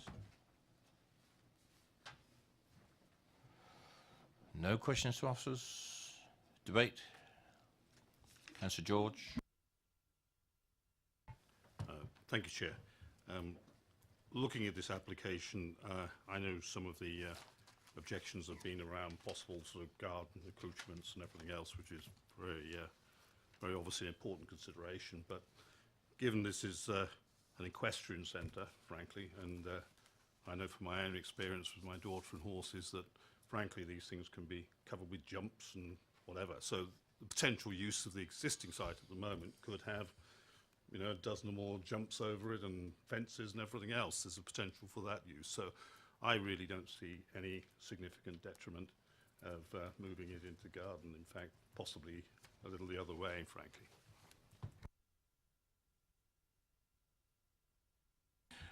I'll just mention something that my first impression, having had a look at the plans and everything else and looking across the expanse of the current real estate there, that the repositioning of the ha-ha would actually, and the rebuilding of the ha-ha wall in local flint and brick would be an enhancement to what is there at the moment.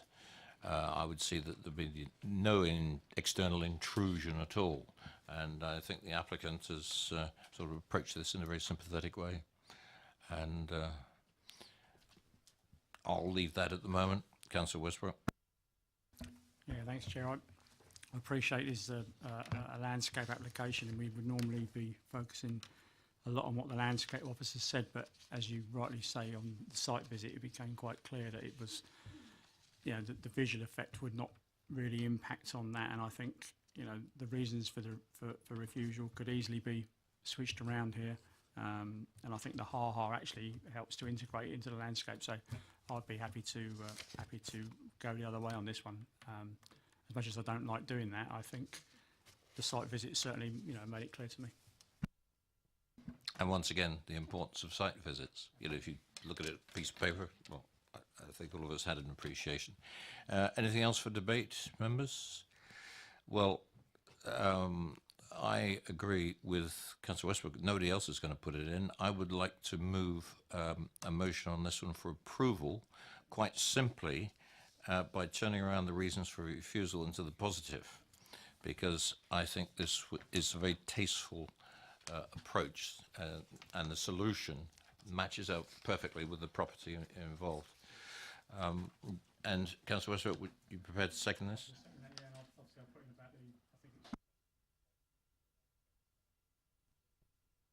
Yeah.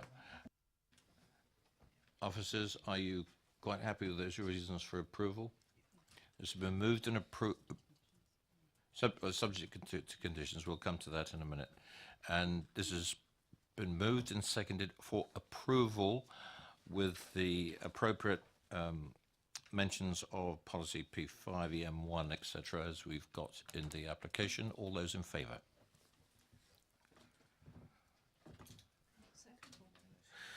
That's approved. Officers? Thank you, Chair. That's approved. I wonder if members would be happy to just consider the following conditions that may be considered to be proven. Those are a simple plans condition, a standard time condition, giving them 3 years within which to commence the works, a condition that requires some details of the materials to be used in the construction of the ha-ha wall to be provided within 2 weeks of commencement of the works surrounding that, and also a condition requesting details in respect of the full landscaping scene fully worked up, because I don't think we have that in the papers with us, to be provided within 1 month of the permission. We also have some informatives to give. That's just a standard pre-commencement informative, a sort of, the standard sort of positive and proactive one, and also one that details, precautions to be taken in respect of wildlife around the site and things like that. And the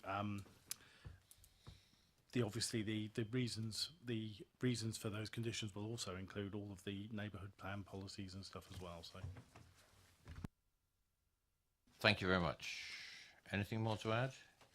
That's completed number 4. Move on to item number 5. And could ask Mr. and Mrs. Markwick and Mrs. Kelly to come forward, please.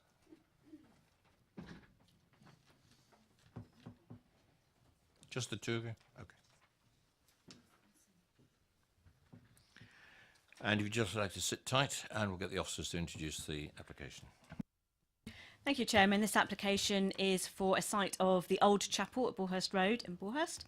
The proposal is for a variation of a condition on a previous planning application which limited the use of a domestic garage to not be used for any commercial or industrial purposes.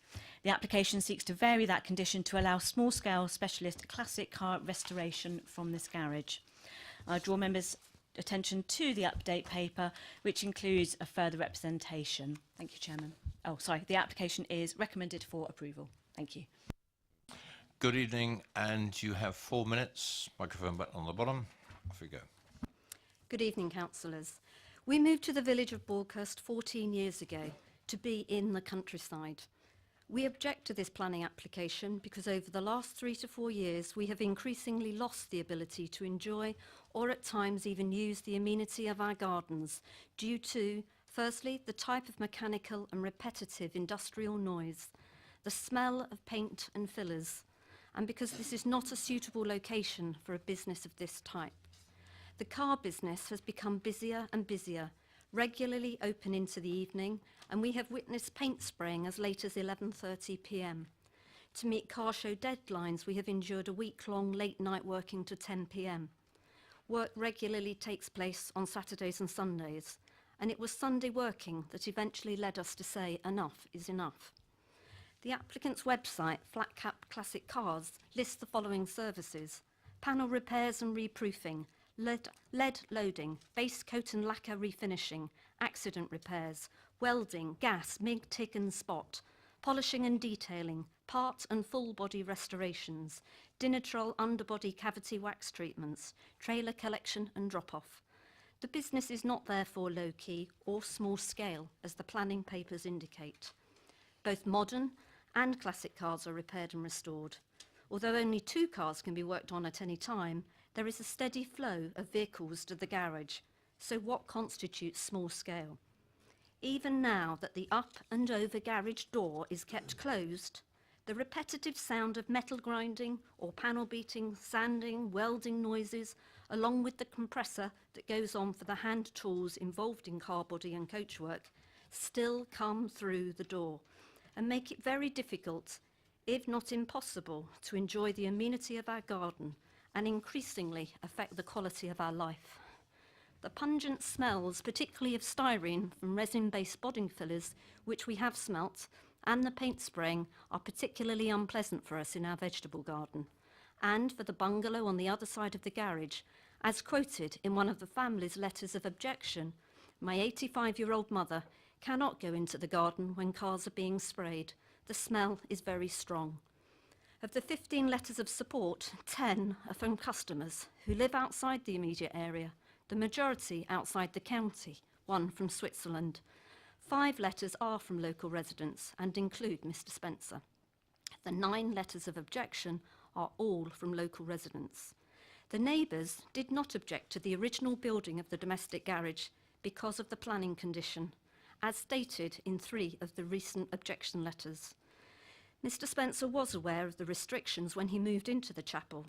He had always told us that he was looking to find suitable premises away from the lane for the business. You have 1 minute left. Away from the lane for the business. When I complained one Sunday morning last year, Mr. Spencer then told me he had no intention of moving to other premises. We felt deceived and very foolish. If the change of use is approved, we could see many more industrial units opening in garages along the Bulghurst Road within our village. Our request to you, the councillors, is to please leave the current condition unchanged and therefore refuse permission. Thank you. Thank you very much. Any questions to the speakers, members? Councillor Janet Rushworth. Thank you. Hello. Can you tell me which is your property? Our property is Downsview House, and the annex is also on our property. We pay separate council tax for that and use it as a workshop. So it's immediately next to the old chapel? Immediately next to the old chapel, 10 metres from the hedge to the garage door.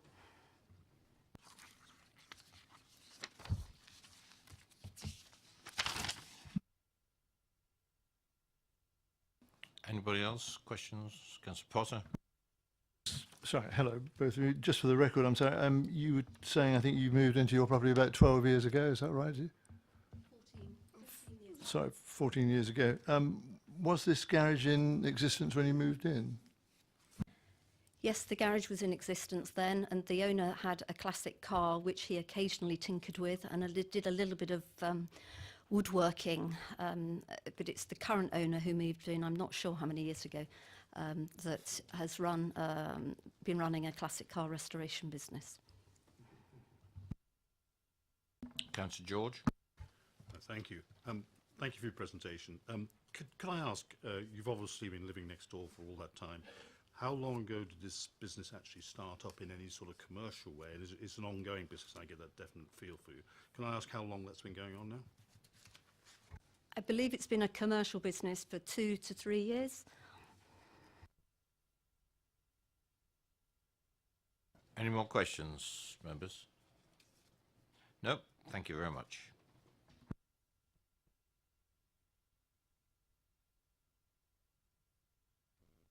Mr. Spencer, please.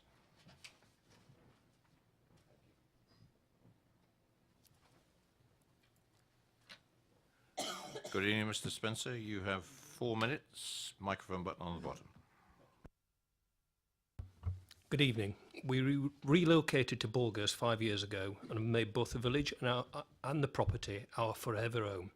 I established my business 2.5 years ago and have been restoring my own classic cars at this address since moving there. Incidentally, so did the previous owner of the property. Bulghurst Farm is within 100 metres of Downsview and operates as an agricultural contractor with a busy on-site logging operation and a highly active livery. A hobby farmer also has a logging operation within 80 metres of Downsview. My immediate neighbour's son utilises sheds and garden areas for building materials and waste storage from his building business. Chapel Lane serves 5 properties. The RG265LL postcode serves 43 properties. Somehow, directs all satellite navigation users to my own drive and workshop, hence making the lane highly active. The lane is made up of loose road planings and leads to quite heavy dust migration. The Borghurst Road, which fronts both properties, is increasingly busy. The owners of Downs View own a large Airedale Terrier, which requires no excuses for its endless barking, whilst they also breed and rear chickens and cockerels less than 11 metres from my bedroom window. The point I make is that noise and dust generation is created by many parties within the immediate vicinity of my workshop, yet others feel fit to point their blame directly at my undertakings. My business is as described, small scale. I can only accommodate 2 vehicles, with my restoration work taking between 4 to 12 months on each vehicle. Therefore, the throughput of the business is strictly limited. I employ the latest equipment, environmentally approved dust extraction, to acoustically house machinery along with the latest environmental friendly materials, and all waste is recycled. Work that requires heavy machinery is externally resourced off-site, whilst additional vehicle storage is also resourced off-site. My workshop is sited well back from Chapel Lane and undertakes the appearance of a normal residential detached garage, with the exception of a few attractive vintage enamel signs and the occasional classic car parked outside, creating a pleasant talking point. Although I'm sole trading, a large majority of my financial turnover is expanded with many other locally based businesses within the borough, of which in turn provide employment for many other borough residents. I form one of many small businesses within a rural environment that operate from home, and local planning precedent is set at the White House, Bishopswood Lane, Borghurst, granted on the 24th of the 2nd, 17, under 16/04401, for a business that builds historic Jaguar race cars. This business operates with virtually identical disciplines and equipment in a virtually identical setting of a private lane with a public right-of-way and other residential properties. The White House is less than 1 kilometre from my own workshop. I've acted upon expert advice, implemented mitigation measures, taken all reasonable measures to ensure that any impact created by the business is fully mitigated. You have 1 minute. The recently undertaken environmental noise impact assessment clearly demonstrating so. I believe that both myself and my business bring real benefit to the local community and rural economy. My salary is small, but I am able to reside and restore the property that myself and my wife both love, whilst also being on hand to support my neighbours and the local community. Planning refusal would see the business cease, as my profits are insufficient to support leased premises. I need to qualify the facts stated and employed by several objectors are completely fictitious. Everything from constantly generating noise to blocking Chapel Lane with vehicles and trailers are completely without grounds. I also need to bring to light the fact that Mr. and Mrs. Marwick invented a second address in order to submit a second objection. The majority of the 9 objections were canvassed and raised by Mr. and Mrs. Marwick, whom carefully created a video with an overdubbed soundtrack that was generated from a third party, categorically not from my workshop. It raises the question as to why it has taken a planning application before anyone has seen fit to make a complaint about an activity Could I ask you to wind up, please? That existed as a private undertaking for 4.5 years or as a commercial activity of 2 years. Thank you. Thank you for that. Members, questions to the applicant? Councillor Bound. What sort of hours of working would you normally, what sort of regime would you have for yourself in terms of? Okay, they've been proposed and submitted within inside the application from 8 o'clock till 6 during the normal working week, Monday to Friday, and from 8 o'clock until 1 o'clock on a Saturday. We heard the objector say that they think you were working until maybe sort of 12 o'clock at night, but this does not fit with the working hours that you are sort of setting yourself. Correct. The working hours are what they've been stated. It's what I've got to work to. It's part of the planning application and it's part of the conditions that I have to work to. I may occasionally go in my workshop on a weekend, primarily with the restoration of my property, more than anything else. But just because I walk into my workshop and I do something in there doesn't necessarily mean that I'm working on a commercial vehicle or undertaking a commercial activity. You know, Yeah.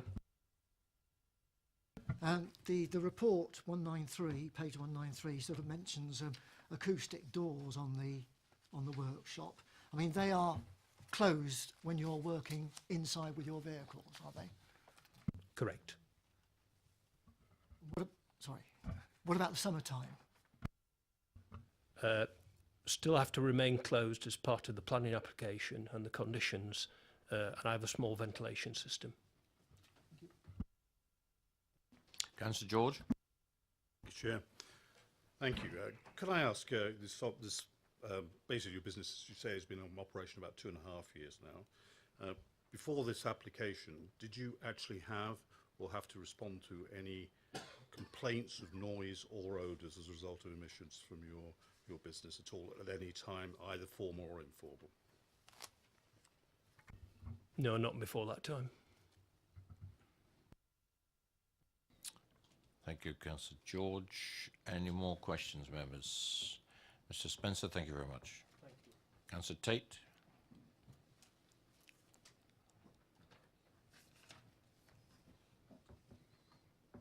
Once again, 4 minutes. Thank you, Chair. Again, I'll be brief. As a ward councillor for this ward, I think it's worth coming back to this. Is a very quiet area of Borghurst. It's a quiet little lane. It is off the Borghurst Road, which has been pointed out is getting busier, but the properties are set back away from the road. But fundamentally, the nature is a residential, rural environment. I'm not somebody who would automatically be against developing the economy in the rural area. In fact, I think it is something that should happen because it keeps the rural areas alive. But I think it's very clear that in this particular case, there is a business which is operating, which is light industrial in nature. Appreciate it's regarded as small scale and classic cars, but fundamentally you have sounds and odours which are completely out of keeping with the environment of the neighbourhood. And that's why I am supporting the objectors to this. At the very least, within the approval, should it be minded to go that route, there needs to be constraints which ensure that the nature of the environment where this lane is maintained and secured. And the light industrial nature of the banging, the drilling, has been gone through. This is a very important difference in the environment. And that really has a problem for me in terms of how that's going to be interpreted. The working hours issue, I think, is a very important issue within the constraints. And I noticed from the reports, the constraints themselves are, in my opinion, not strong enough. Fundamentally, they need to address what the nature of that business is, what the time limit is within that business, how it's managed, and how that's going to be mitigated. I appreciate there has been some discussion of that, but clearly there is an issue still outstanding which my mind has not been addressed, and that's why I support the objectors to this. It is important that we develop the rural economy, but not at the expense of the environment that we're living in. Thank you all for your attention. Thank you very much, Councillor. Any questions for the ward councillor members? Or one of the ward councillors. Thank you, Councillor Tate. Councillor Bound, the other ward councillor, do you have anything you wish to state at this particular juncture?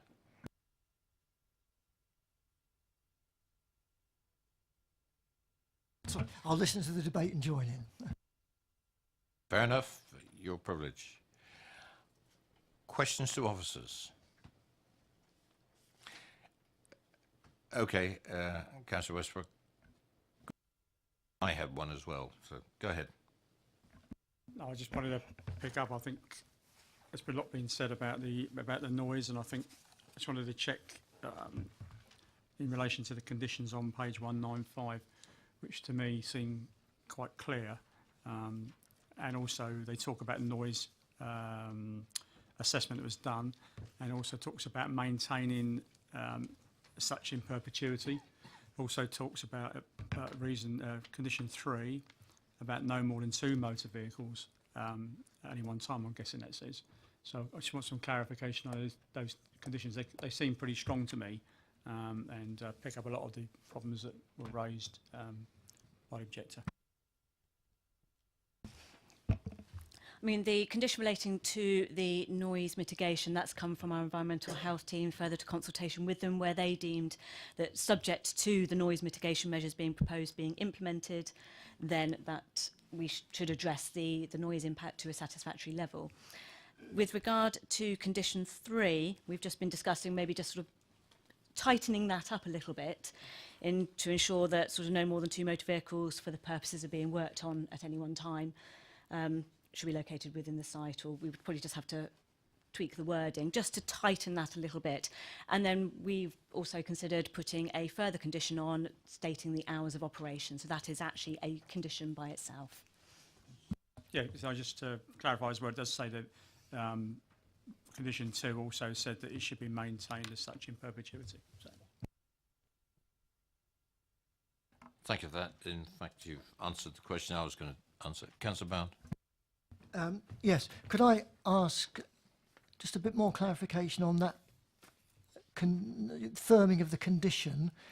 The cars that are able to be on the site, they'll be in addition to the obviously to the owner. They're the cars to be worked on. What about cars which are not actually being worked on but have been brought to the site to be worked on when one leaves?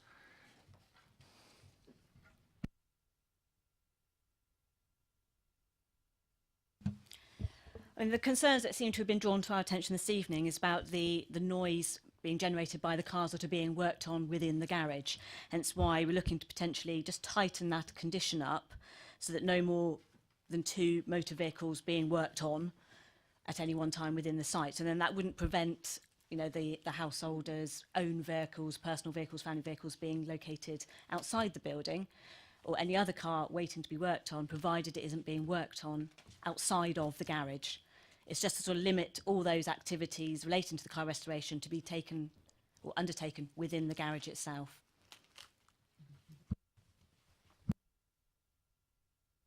Councillor George. Thank you.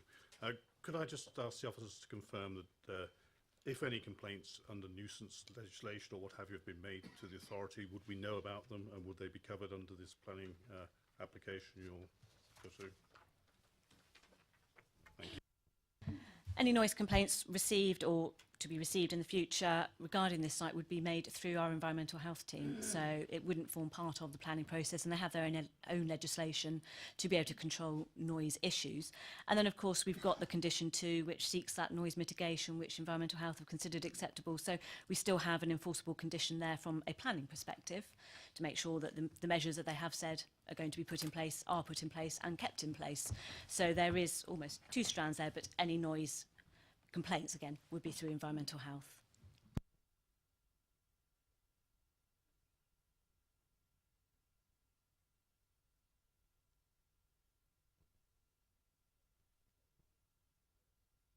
Certainly, I just wondered if there was anything to be added to your last statement. My colleagues just kindly pointed out that, of course, when environmental health consider applications, when they've been notified as a consultation, then they would take any complaints into account, so they have that whole history of the site. Any more questions to officers? Councillor Leeks. Sorry, unless I'm missing it, what are the times of operation, please? The applicant has referred to hours of operation in his 4 minutes of being 8 till 6 Monday to Friday and 8 till 1 on a Saturday.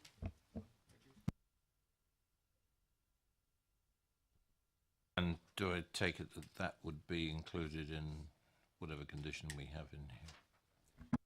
We would state those hours within the additional hours of operation condition, yes. Any other questions to officers while we're here? No. Move to debate. Councillor Bound, followed by Councillor Westbrook. Okay, now after, I mean, I do slightly disagree with Councillor Tate's summing up of the of Borghurst Road. Borghurst Road on that particular side, going down from sort of more or less the Badger's Wood, is constant housing, and is housing all the way down a couple of 100 metres further on, albeit those houses are fairly well spaced and are set back from the road.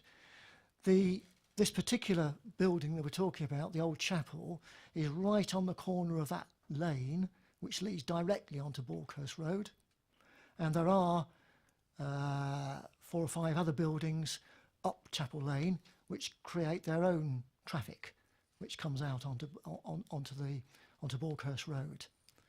In terms of the application itself, I'm fairly satisfied from the conditions which have now been spoken about in terms of hours of working, and what the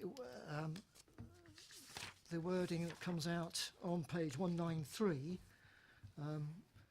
the third main paragraph down, which talks about the acoustic doors and the filtration system, that I'm happy that that allows modest working to go on in that fairly small garage, which will only accommodate 2 cars anyhow, for this small business enterprise. So at the moment I'm minded to support it, but I would like to hear what other people have to say. Thank you, Councillor Bound. Councillor Westbrook. Thank you, Chair. I think the applicant, in relation to the mitigation measures he talked about and that are also mentioned in the report, I think cover a lot of the concerns that I would have had. I think if we go back to the original proposal on page 188, but it actually says to allow small-scale specialist car restoration from the garage. That's been picked up as well in the conditions, and I think I'm happy to recommend that we support this and follow the officer's recommendations, and obviously in particular in relation to subject to conditions, which I think we've talked about, and I'm happy with that strengthening of condition 3 as well in relation to times. I think the only other concern I had, which the objector mentioned, was about fumes and that, and I noticed in the report it also talks about filters to take care of that as well. So I would move that one. Right, I'll take that as a move to support the application. Councillor Leeks. Not sure if Councillor Bounds wants to second it or not, but I'll willingly second it. I'd like to point out that further down the road towards the Badgers Wood, up to about 20 years ago, it might not be as much as that, I used to take my car to be repaired, and I would still be taking it there, but the poor devil passed away. And there was a place down there that was opposite Smith's garage, Ford, whatever it was, car place, on the opposite side of the road, that repaired and sold fuel. And also, at the time, there was a place that was a coach station. And so there's been plenty of industry down that side of the road. And I can remember taking my car, and he used to have a workshop in the back of his house. And I think there might have even been 2 employees there, but certainly there was. So I think it has been approved that it will work down there, and I'm happy to second it unless Councillor Bound wishes to. Any more for debate? Because I've got a motion has been moved and properly seconded. Councillor Robinson. Thank you, Chair. I operated a garage for 25 years, which was adjoining a private house, and it is at best describable as a difficult relationship. No matter how considerate the applicant is, there is noise, there is dust, there are smells, particularly with paint spraying. The question is, are they significant enough to become a major loss of amenity to the neighbours? And I don't know the answer to that because I don't know this particular business. But it will certainly affect the neighbours to some detriment. I'm also a classic car owner and I have restored cars, so I know exactly what's involved and exactly how much noise it makes. So I'm really struggling on this one. And it comes to the conclusion, if I'd bought a house, as I have, in a fairly rural location, and this was imposed next to me, would I be happy about it? And the short, swift answer is no, I wouldn't. And that's coming from a classic car owner and somebody who's worked in the motor trade for 40 years. So I'm not able to support this application. Councillor Potter. I'm sorry about Councillor Robinson's conclusion. Mine is different, I think, really. In my view, I mean, providing, and I think we've heard evidence of this, a number of conditions are attached to this approval and they're complied with, and clearly that's the expectation of putting them on in the first place.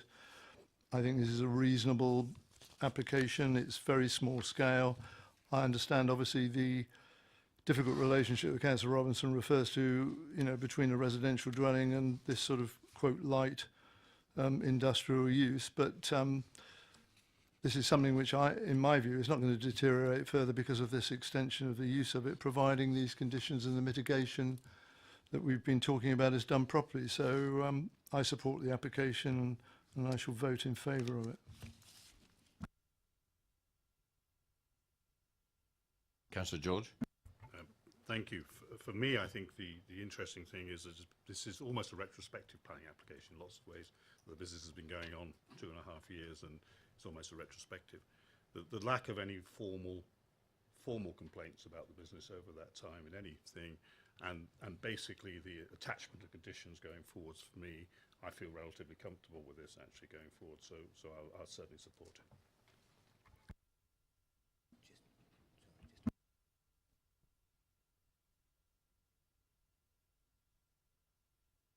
Right, just to make it clear, as I've been advised, there've been, to the knowledge of the council, there've been no formal complaints.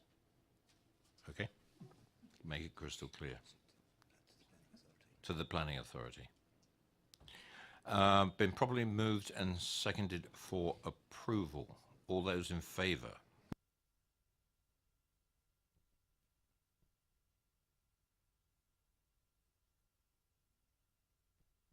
All those against? That's carried, officers. Thank you, Chairman. That application is approved, subject to an amended condition 3 and a further condition of number 4, controlling operation hours. Thank you. Thank you very much. Move on to item number 6. And if I could ask Mr. Morris and Ms. Hall to come forward, please.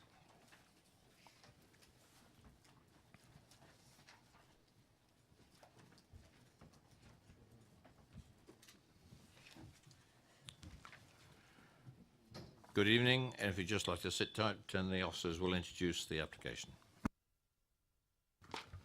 Thank you, Chair. This is an application at the garage site of Mansfield Road in Basingstoke. It's for the erection of two two-bed dwellings and one number 3-bed dwelling with associated amenity space and parking, and following the demolition of an existing garage court. The application is before committee with a recommendation for approval, and the only update is the notes with regard to the site visit undertaken on Monday. Thank you very much. You have 4 minutes. Off you go. Good evening. I'm Diane Hall. I've lived on 32 St Patrick's Road for 20 years with my family and neighbours, some of us 30 years there. I'd just like to point out the application number here differs from the application on the index and on the internet, 2210. Hope that doesn't affect anything. So our main concern is the close proximity of the development to existing boundaries, especially house number 1. Should our objections be accepted and the application declined, we would like a guarantee that the existing materials containing asbestos will be removed and appropriately and the area made presentable. However, should the development proceed, we would like to see existing plant and wildlife protected and consideration of a corridor for wildlife incorporated. We are addressing our slowworm colony and hedgehogs. Probably the slowworm colony has existed for hundreds of years there. They are a protected species. We would like to see existing tree roots preserved. We would like an adequately high wall built for the security and privacy of existing residents, and trees for soundproof. We would like to see the parking issues for Mansfield Road resolved and additional parking created. We would like to see the height of the proposed buildings possibly reduced so as to address the overlooking issues. Hi, I'm James Morris. I live at 8 Mansfield Road. There are 2 points that I'd like to raise here, one being the Mansfield Road parking conditions. So currently, parking provisions on Mansfield Road, specifically at the entrance to the site, are inadequate and have not been assessed appropriately as part of the application process. As per the plans, you'll see that there are currently only 3 on-street parking bays available for the 6 properties adjacent to the entrance, and those properties currently have 8 cars between them. That means 3 cars have to currently park at the entrance to the site, and others have to park on the grass verge or their front gardens. Current plans remove the ability for those 3 cars to park in their current position at the entrance, and this is detrimental to these residents, as 2 have young children and the 3rd is an elderly resident who has arthritis. This was included within his objections but has not been addressed in the committee report. Disbursement of these cars cannot be supported on Mansfield Road or the adjacent Baird Avenue as it stands. The case manager states that off-street parking has been undertaken by some of the homes on the street, but unfortunately for the occupants of the houses adjacent to the entrance, this is not an option, as Sanctuary Housing owned the land. I approached Sanctuary Housing in 2017 to purchase the land at the front of my property. The application was supported by Maria Miller at the time, but was rejected by Sanctuary with the provision that it would impact their future proposals for the site. You have 1 minute. Yes. Access to the site is via a single road next to my property. I would like to understand how the plans would look to safeguard my family and my house throughout the development works and also afterwards, seeing that the front piece of land is essentially my front garden and my side boundary wall, which they proposed, I believe, as a boundary of the development, is in disrepair, as shown by the survey that was completed when I purchased my property 5 years ago, and is not suitable to be built up against or used in that way. Also, I have raised an issue around the size of the vehicles that will be using the entrance. They've talked about the dimensions of a waste lorry that were incorrect, but I see no consideration about large plant and large lorries delivering and taking away materials during the build process. Thank you. Thank you, and right on time. Thank you very much. Councillor Bound. Good evening. I mean, you would acknowledge that there's 2 points really, that the proposed dwellings have got their own parking, on-site parking. Yes, that's fine. No issues with No, parking for the proposed. It's the existing parking for...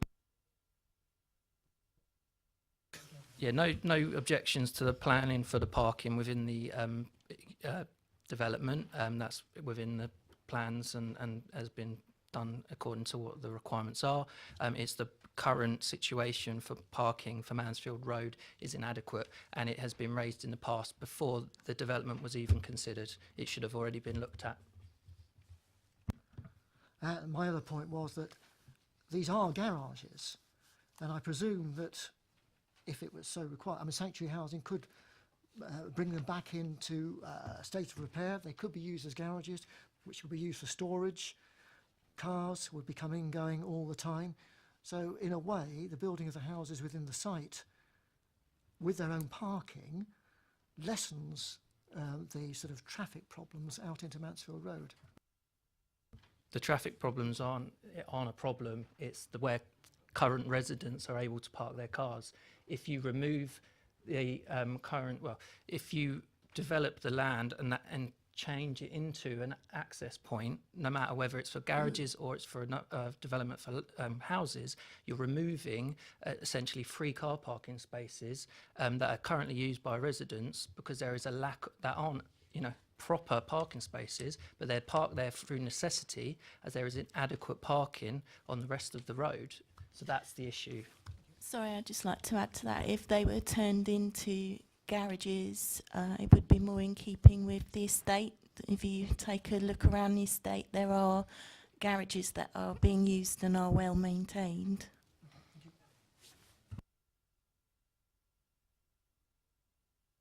Any more questions? Councillor Potter. Thank you. Just a couple, Chair.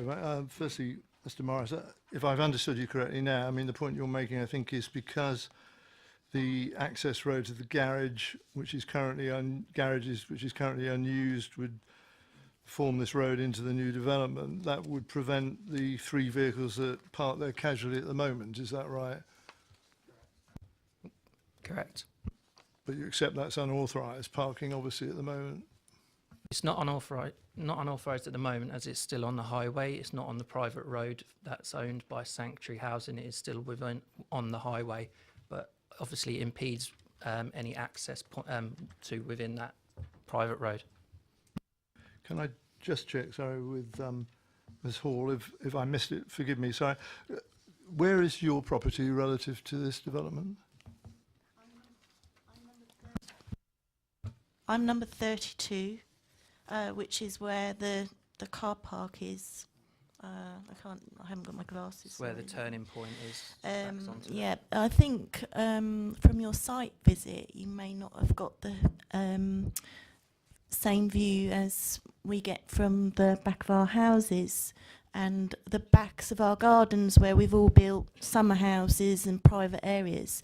The back wall of the garage is right on the edge of our back gardens, which you wouldn't see from a site visit because there's a gradient. So just want to make that point. So just to clarify, at the moment from your rear garden in your house, you have the attractive view of the rear of the garage's block. That's what you look out onto at the moment, is it? That's right, and that's the reason we bought the house 20 years ago, because we weren't overlooked and we had a feeling of openness. The garages were fine to look at until we got unwelcome visitors and they started getting vandalised and fell into a state of repair.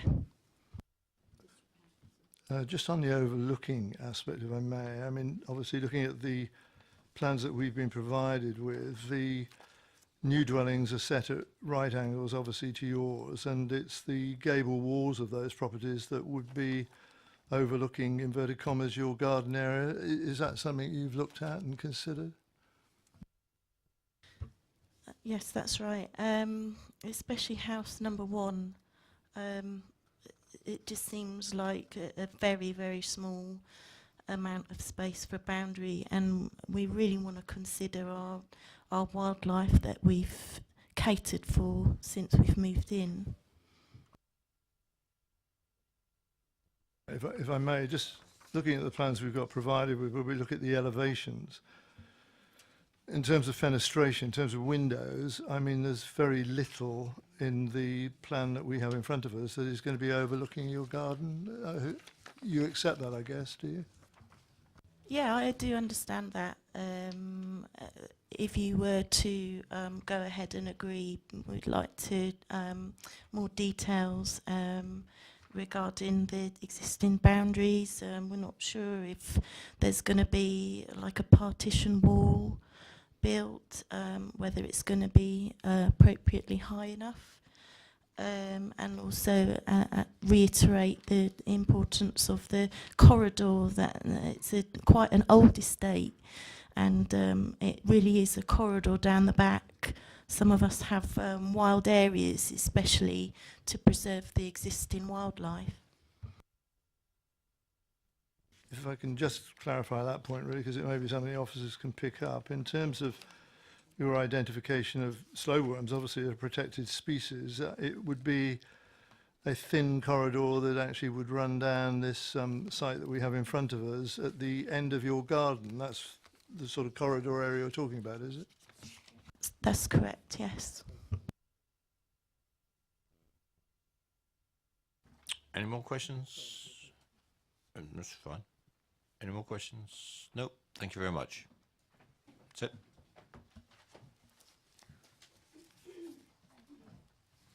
Questions to officers. Councillor Janet Westbrook. Thank you, Chair. Can I just clarify, I'm pretty sure it's in the report somewhere, that this development of the garages has been boarded up since about 2012, so it hasn't been available for any parking or anything. That's perfectly correct. It has in fact been boarded up since 2012. Any other questions to officers, please? Councillor Mike Westbrook. I just want to pick up on the new policy SPD, because I think it says in the report that the sizes for the bays are 2.4 by 4.8 and the requirement now under the new SPD is 2.7 by 5.2. But I think it says in, is it maybe something in the condition, I'm not sure, about rejigging the sizes, and they feel it's able to do that within the site as it stands. That's correct, yeah. We address that later in one of the conditions. You'll have to forgive me, I'll have to look up which one it is. I'm not able to do that. It's condition number 10. Thank you. But yes, and it is also, I mean, it is, if you read through the report, it also stresses that the, as is accepted by the gentleman speaker earlier, that the parking for the proposed dwellings is accommodated within the site as a whole. Councillor Janet Russell. Thank you, Chair. Yes, and the boundary treatment, that's going to be conditioned, is it? Have we any idea what that's going to be?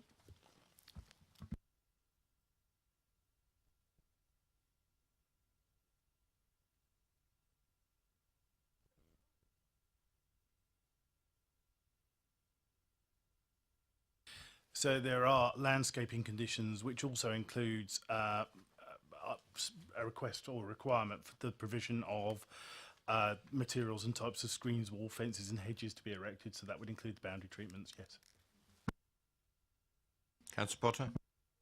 I wonder if I could just get the officer's comments on the section that deals with biodiversity, because obviously Ms Hall has raised an issue which I hadn't picked up on before, really.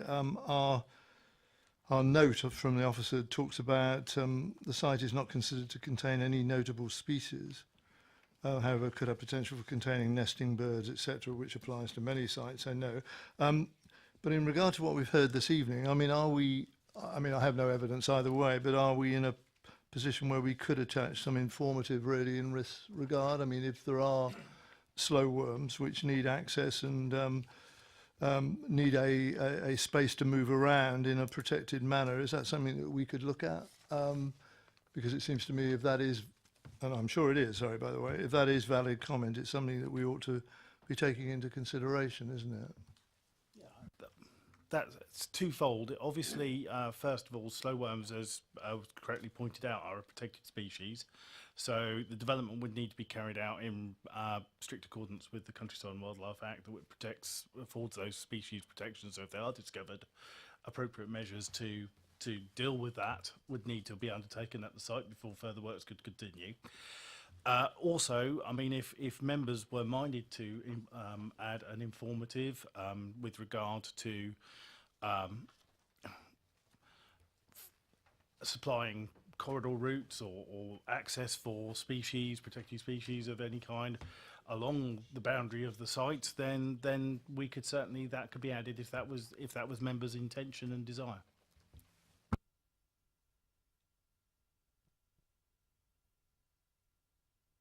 Did you want to add to that, Councillor Potter? Well, sorry, I was only really, thanking Trevor for his comment and just simply to say at this juncture, I mean, I would like that if that was possible, because it would, I think, satisfy the concerns that we've heard expressed by people who know the area far better than I. So that's my position on that, I think, really.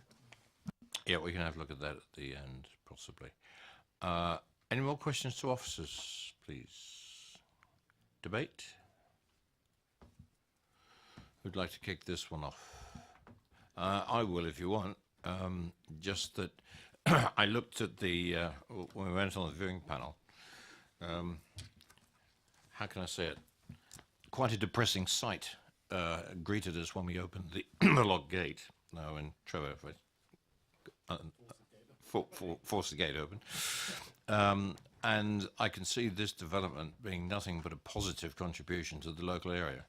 I think the fact that they are chalet bungalows of a full living accommodation is built within the roof acknowledges that it doesn't want to be too high a profile structure in here, bearing in mind the existing dwellings. So I think there's some sympathy has been applied by the applicants. The parking issues, yes, we can address the parking issues within the site. It's very difficult to address the parking issues outside the site no matter how sympathetic we might be to the speakers this evening. It's a perennial problem around the whole, any town these days. But if we just look at this on the screen at the moment, anything's got to be better than that. And I can do nothing but support the application, bearing in mind I also agree with the points that Councillor Potter can make, and we'll take advice from officers a bit later on, maybe on this one. But I think this is a very positive contribution to the local area. Councillor Bound.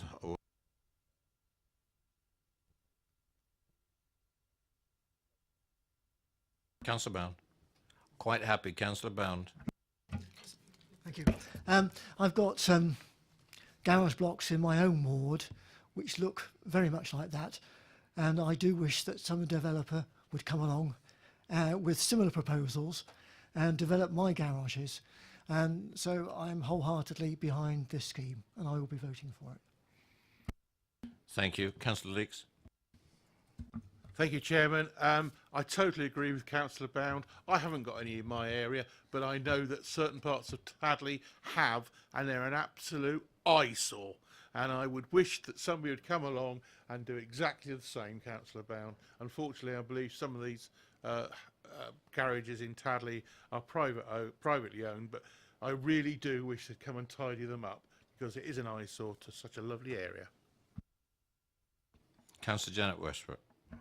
Thank you, Chair. I want to agree with the comments so far. A couple of points. I think it makes good use of the areas you've mentioned. They'll have their own parking. We're getting 3 affordable homes from this application as well. They've been designed as dormers to restrict the height and therefore the overlooking. And they've got reasonably good amenity space. So I'm fully supportive of this application.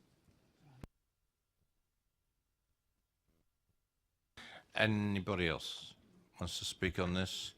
I'm happy to move for approval. Do I have a seconder? Councillor Janet Westbrook. And I'll come on to these informatives in a minute. It's been duly moved and seconded for approval. All those in favour? Okay. That's approved. Officers, and I think you've got the message.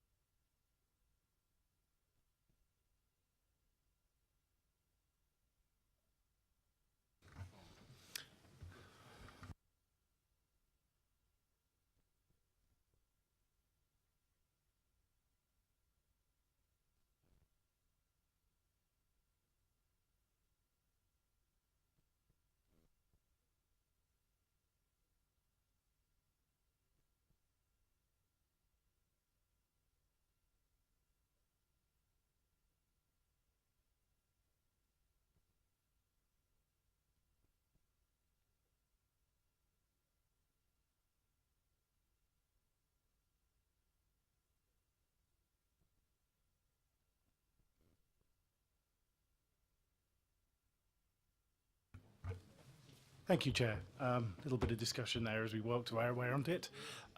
So the application is approved as per the order paper with the addition of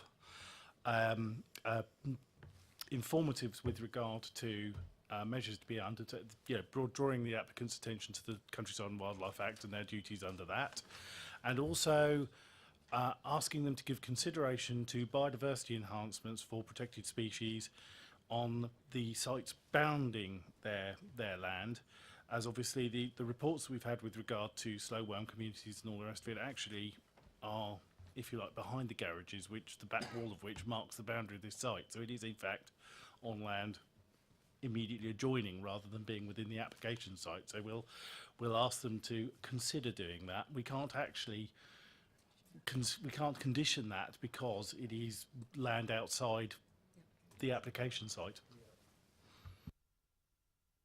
Right. Moving on to item number 7. This is the Morrison's application that was deferred. There are no speakers, but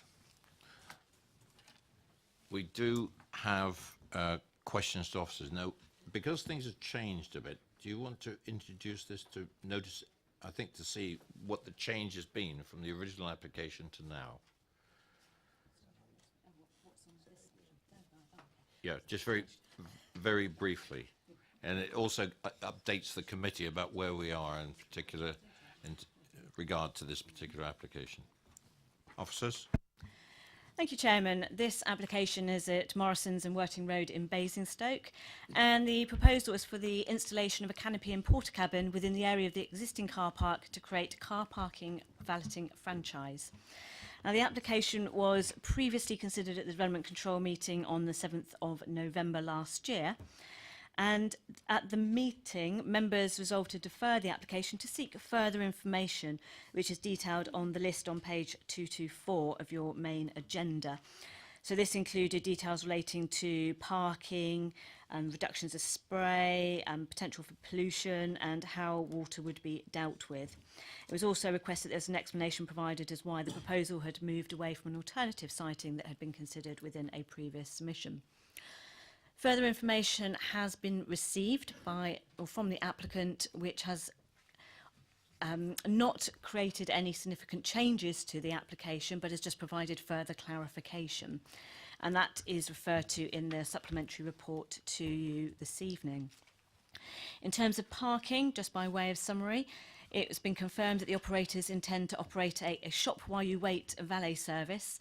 So it's encouraging our users to park within the vicinity of the facility, and then the operators would be able to move their cars and actually valet them, clean them, and then put them into a relevant parking space for collection. There's also further clarification provided about the number of parking spaces being lost to the development and how this sits within our overall parking requirements. And it is expanded upon on page 225, where it sets out that actually the existing store is over-providing for parking in accordance with the floor space. So therefore, this proposal would result in the loss of 9 spaces, but would not adversely conflict with our parking standards. There's also further information provided in relation to the wash pad, its construction, in which it's going to be from heavy-duty concrete, which is what PVA 2 is, and therefore it's going to also have facilities to trap any potential pollutants, heavy particulates, which can then be dealt with by the appropriate means, which would also include the requirements for trade effluent consent, which is a requirement under the Water Industry Act rather than the planning process. And then it is, of course, issued by the statutory undertaker, which would be Thames Water. There's also clarification that there would be connection to existing services in respect to the proximity of the foul sewer, so there would be less disruption there, and that has potentially that has influenced the siting of the development in its current form before you at the moment. Whilst there had been consideration for an alternative siting, which is almost at right angles to where we are looking at now, this was deemed to be a bit sort of too far away from the relevant services required, for example drainage, to service this particular use. The alternative siting has also since been granted planning permission for a nail and beauty pod, so some of those spaces aren't available in any respect as we are looking at it now. I'm hoping that has actually clarified what is in the summary report for you. And I've got nothing further to add. Thank you. Right, and you needed to have that brief. We've had the report for a little bit. Questions to officers for any clarifications? Councillor Bound? Yes, as this sort of park and shop seems to have come forward as a solution to some parking problems, it might be sort of outside the remit of this committee or even the officers, but what are the insurance implications? Because can they just put that forward as a solution to a parking problem when yeah, I can see bafflement. It just occurs to me though that can they just park anybody's cars? What happens if there are accidents? Because they're putting it forward as a solution to the parking problem, or possible parking problem. I mean, that would be a private matter with the relevant operators of the site, the people using that site, and giving the operators of this valeting franchise the responsibility for their own vehicle on that private land. In planning terms, it's not been considered there is an overall parking problem, or this would generate a parking problem where the site is overall providing for parking of vehicles on this site. And a park and wait service anyway is potentially to encourage people to park their car, go and do their shopping. Whilst they're shopping, their car would be cleaned. So they would potentially be using that site anyway. Yeah, I'll come on to you in a second, Councillor Westbrook. Just as an aside, all valeting companies have the same problem all over the world about insurances. That's their problem. It's not a planning problem. Councillor Janet. Hello, thank you, Chair. The Nail and Beauty pod that has subsequently been approved, where exactly on the site, on the car park, is that?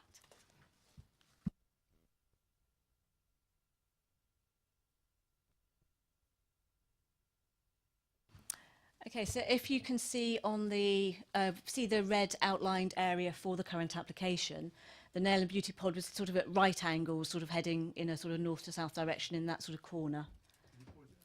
Shall I? Yeah. That's correct. Yeah. Okay. Yes, go on.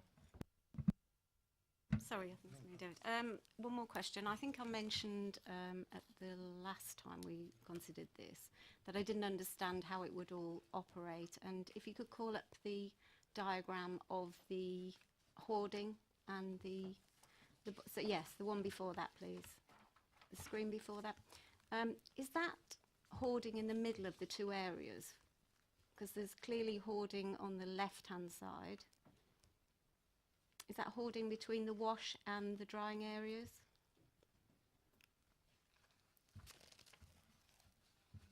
And the reason I ask, it's described as a drive-through, and I think I raised the question last time whether you'd have to drive into the wash, reverse back out, drive into the drying, reverse back out.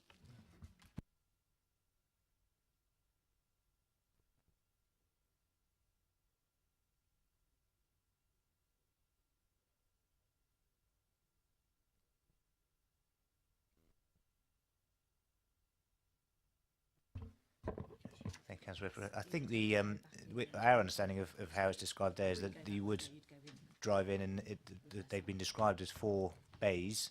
So our understanding is that there would be 4 bays that you park them sort of nose on, if you like, in the same way that you would with all other parking spaces. So I appreciate that it looks like it's a sort of drive in and drive back out, but I think the intention, as it's described there, is that it would be sort of four vehicles lined up in each section. Similar to the way the current parking spaces are arranged. Councillor Potter. I mean, really, just to get a summary comment, I guess, from officers, really, and I know at our last meeting, Councillor Robinson made, I thought, what was a very good point about the necessity for the recycling of the water that's used in these sort of facilities. For that type of arrangement to be provided, which I think is vital, really, if these highly desirable, I'm sure, but certainly not necessary facilities are provided when you stop and think about it in the great plan of things, really. But in terms of all of the issues that we raised last time, one of which was that about the recycling of water, the repositioning of the facility itself, which is only, as far as I can see, marginally changed, and all the other areas that we expressed concern about in terms of the noise of the washers themselves, the protection from the spray, etc., the impact on local. I mean, nothing has changed, has it really, from the application that we looked at a previous planning meeting? That's really the long and short of it, isn't it, really? That is correct, whereby the application was previously deferred just to seek that further information that members were seeking with regard to the different aspects in the operation of the development.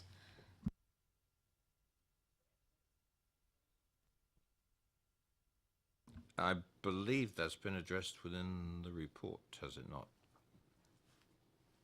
Yeah, because under the general comments that they were identified, what we identified last time, and if you go through the report, water and pollution and various other things are addressed. It was really just to get it on the public record, Chair, really, that there hadn't been any response from the applicants. And I intend to try and do that whenever I can, of course. Absolutely, agreed. Anyone else? Questions of officers? No. Debate, if anything. This is on item 7.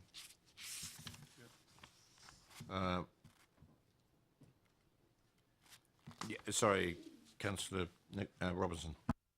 Thank you, Chair. I'm still struggling with this lack of recycling on the water. Looking at their explanation on page 226, it says that if they recycle the water, it will eventually become so contaminated that we'll have to deal with it, which is fairly obvious. But their reaction to that is we will then have to take trade effluent away. Well, if they're not doing that, that means that trade effluent is staying in the water they're not recycling. If they're not recycling it, because they'd have to take, it would become so contaminated they'd have to take it away as trade effluent, then, albeit in a much larger and much more diluted form, it's going to enter the watercourse. So I don't accept their explanation, because it seems to me that it comes down to we'd rather put this effluent in the watercourse than have the cost of taking it away in a more concentrated form. Well, I go the other way. I'd rather they took it away in a concentrated form and dealt with it properly than it finished up in the River Loddon, polluting all the fish from Basingstoke to up near Reading, where it goes into the Thames. It seems to me that their answer is we're not recycling the water because it will cost us some money, and that is at the cost of pollution into the River Loddon. So I'm not happy with that at all. You want to come back with anything, officers? I would just draw members' attention very briefly to informative number 3 on page 242 of your agenda, which also highlights that there is actually other legislation that would control the activities taking place on here. And this informative specifically draws attention to the Environmental Permitted Regulations 2010, which were administered by the Environment Agency. And I've also referred previously to trade effluent consent that would also have to be agreed. So again, there are other controls which are looking at the environmental impact of the wastewater from this site. But of course, these also sit outside of the planning process. Thank you for that clarification. Councillor George. Thank you, Chair. Looking at this, I totally agree with the comments. Nothing's much changed since we last looked at this. They have given some information, but frankly, it's some of these things like the, wash while you shop or what have you. Clearly, that's a possible solution, but if they're going to charge extra for it and we don't know that, there's no detail about that, would people take it up or would they go back, it'd only be partially taken up? So there's not a lot of detail. I think the frustration I have here is, although we can all often see from very practical terms some issues with this, I can't see anything from a planning perspective we can really get our hands around and say this is a problem for us, and this is what I'm struggling with at the moment, is finding a good reason from a planning perspective to actually refuse it, frankly. Anyone else? Yes, Councillor Westbrook. Yeah, obviously I agree somewhat to what you've just said, Councillor George. I'm a user of Morrison's store, and generally the busiest areas of the car park are the ones immediately to the front and this area, because that's where the accessible spaces are. And I'm just puzzled to see why that would be considered the best location for this arrangement, because it may be a shop while we valet the car, but inevitably people will drive up to the facility and then wait to see I don't know whether they get out the car and somebody else parks it or whatever, but inevitably I think there'll be a tailback to the accessible spaces, We already know that there's going to be the nail pod facility in that vicinity as well. I think it's one way around there as well. I just think there'll be a lot of movement in that one location. But what the planning reason would be, I'd be looking to officers for. And my only comment to that is, I heard that last time too. We expressed exactly those concerns the last time we visited this one. Anything else from anybody?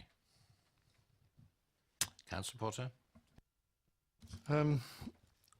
I understand, I think, the constraints that apply to us in regard to these matters, but it does seem to me, if I can express a personal view and a personal preference, if we're going to have this type of facility, I would much prefer them to be on some light industrial estate somewhere rather than integrated within a car park of this nature at a supermarket. That's my view, and I know that's not a quota material planning consideration any more than the issue that our officer raised in regard to the water pollution aspect, really. But it should be, shouldn't it? I think, really, in regard to you know, a fairly sanguine approach that we might have to the discharge of this sort of trade effluent, which, whatever might be said, and the obligations on the applicant, can find its way into the watercourse that Councillor Robinson's talked about. I genuinely think it's in the wrong place. I think it doesn't provide the protection for local residents and for other users that it should. Quite frankly, I think it's just badly designed, but it's a very convenient place for the applicants to find, really, in this enormous car park. But it could have been better. It should have been better. And on that basis, I won't support it. Councillor Leeks? In a bid to move things on, I would move the recommendation. Thank you. And do I have a seconder?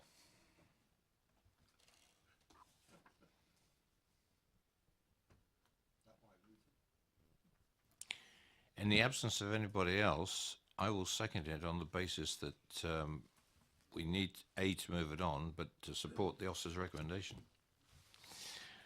Moved and seconded for approval. All those in favour?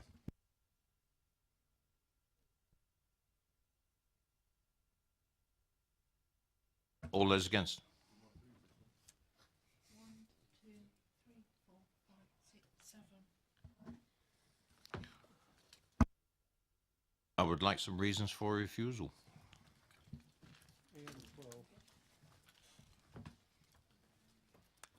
Those of you who voted, somebody better come up with the reasons for refusal. Councillor Goodison.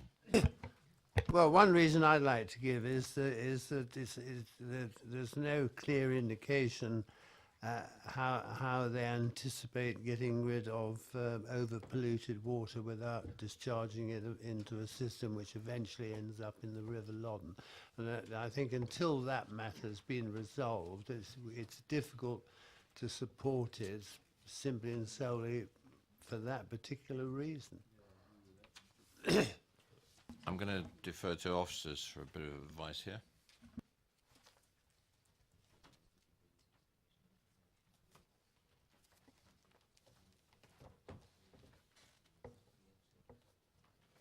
The suggestion from officers, if the committee is willing to accept it, is that, once again, insufficient information under policy EM6 would be the reason for refusal. Much, you know, I echo some of the feelings of the committee this evening, that nothing much seems to have changed from the last time we visited this application. But this time, instead of a deferment, we've now gone for a refusal, but on that ground. Don't forget that the business about the effluent, as was pointed out by the officers, doesn't come under planning. It comes under the Environment Agency, separate set of legislation. But it's Thames Water, you know, the provider. But the advice is now EM6 is probably the best handle we can hang on this one. Councillor Westbrook.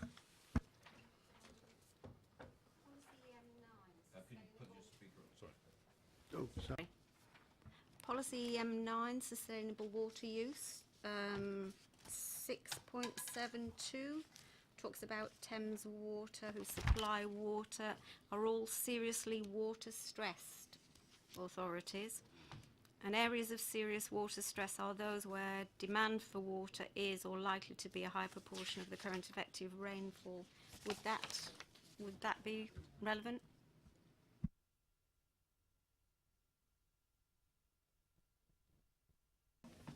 Thank you for that. And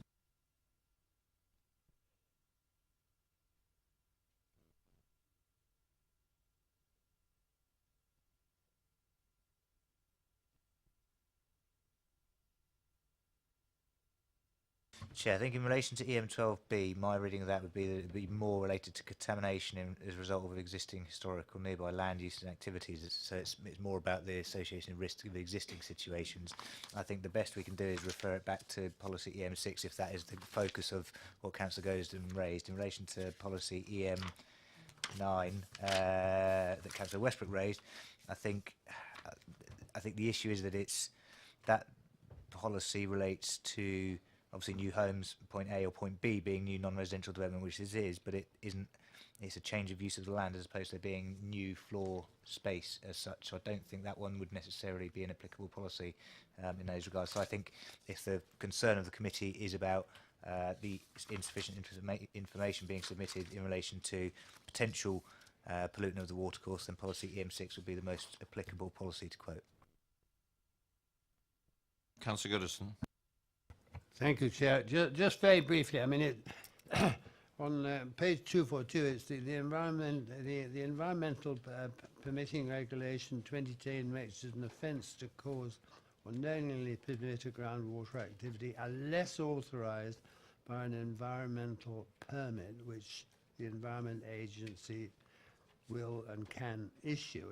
Is it not reasonable to say, bearing in mind that the applicant is presumably accepting that there is going to be some pollution of the water, is it not reasonable to say that that the Environment Agency need to issue that permit before we can say that we accept that the matter is being adequately dealt with? In short, Councillor, no, because the whole principle, I suppose, is that if there's other consenting regimes, then they can be secured at whatever point thereafter. But I think if the concern of the committee is about the insufficient information, then the way to describe that is simply that insufficient information has been provided with the application to demonstrate that there wouldn't be an impact on the quality of the watercourse through potential pollutants, and quote the relevant policies of the local plan associated with that as described. Councillor George. Thank you. If I can possibly help a little bit here, one of the things about the detergents in the water, they can mobilise contaminants, which would be acceptable from a risk assessment point for basically a supermarket, but would not be acceptable as a location of a site which is uses detergents and what have you, which could be mobilised and washed into the river. So it's just adding to the arguments a little bit. Right. Thank you. Point made on that one. Councillor Potter. Just trying to collect my thoughts, really, Chair, but I think originally, and perhaps tonight as well, I mean, we made, or certainly some of us made reference to its location and its proximity to dwellings. The fact that this is an industrial car wash in what I would describe as an area unsuitable for that, and I made the point a while ago, and I know that's a preferred option, not necessarily a material planning consideration.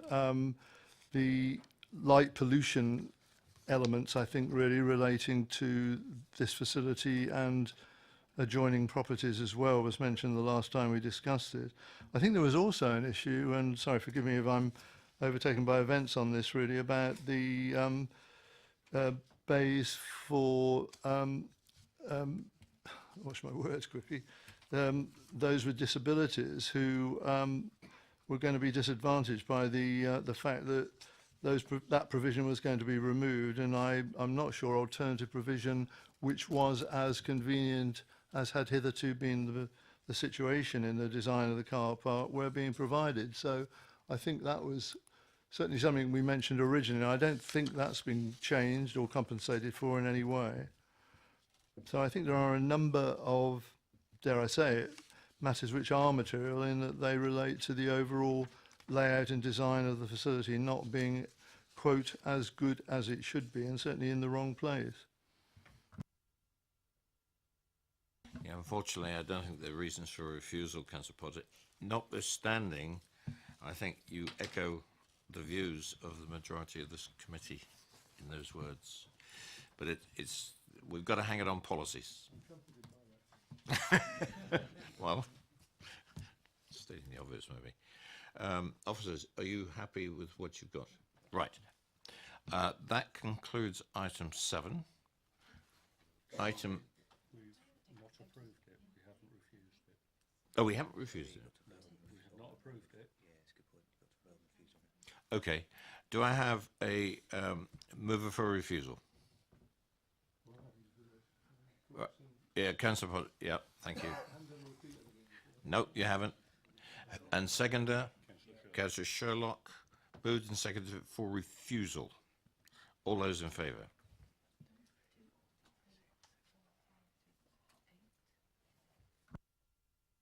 Those against? And I abstain.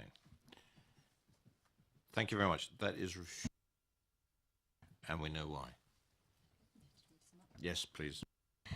Thank you, Chairman. Just to confirm, that application has been refused, with the reason for refusal addressing the insufficient information to confirm that adequate water quality would be achieved from the activity that has been applied for, and as contrary to policy EM6 of your local plan. Thank you. Thank you very much. And move on to item number 8. The reason it's separate is it affects different legislation compared to the first one. And I'm going to get officers to explain that in terms of the advertising sign for Morrison's. Thank you, Chairman. So the application that we have now before us, again, at the same site for the same car valeting franchise. This application is actually addressing the signage that would have been erected in association with that use. Now, this application is being considered separately because the advert application is dealt with under separate legislation. So we are dealing with this application under the Town and Country Planning Control of Adverts England regulations of 2007. So we are considering this separately, and we are considering a recommendation before you for approval. And that would sit entirely separately to the previous decision for full planning permission, which of course you have just determined. To make it abundantly clear, they're not linked. That is correct. They are not linked. Can I thought I just did. So we could actually agree this, but they wouldn't implement it because there's not going to be one there at the moment. Correct.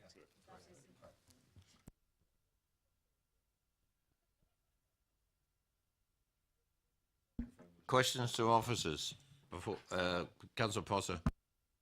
Sorry, I mean, saying it's a question. I mean, my thought process would be in the circumstances that we now have, and I know I'm a contributor to that, surely deferring this would be sensible until such time as the primary application has been resolved one way or the other. And I know they're separate, but they are linked, whatever way we describe them. And putting a sign up for something that doesn't exist, as Councillor Leake says, does seem a bit bizarre, doesn't it, really? So I would have thought deferment of this for the time being, really. There's probably a very good reason why we can't defer, which Mike is about to explain to you. I think the issue, Councillor, is that you can't defer something because obviously you've made the primary decision on the primary application, if you like, which was refusal. That might be the end of it. So to defer it sort of indefinitely, because that might just simply be they don't do anything further with that. They might not appeal it. They might not come back with a second application. I think the issue is just simply, are there any reasons to refuse this advertisement consent? Which is based on the impact on highway and amenity, and the report sets out the reasons as to why it's felt that it doesn't. Appreciating clearly there's a slightly strange situation where they haven't actually got a structure to actually implement the signs on. But the bit that the committee is considering is, are there any impacts of the signs? Should they be in a position in future for them to be implemented? And just a thought, if we approve this and the other application never comes forward, this becomes moot. and so it was all wither on the vine. No, they've got nothing to hang it on. This is the point. This is the whole point. Unless there's any debate, I'll move the recommendation. Seconded. Seconded. Moved and seconded for approval. All those in favour? Yes. That is carried. Officers? That application has been moved for approval and granted, and that would be subject to the conditions and informatives listed within your agenda. Thank you.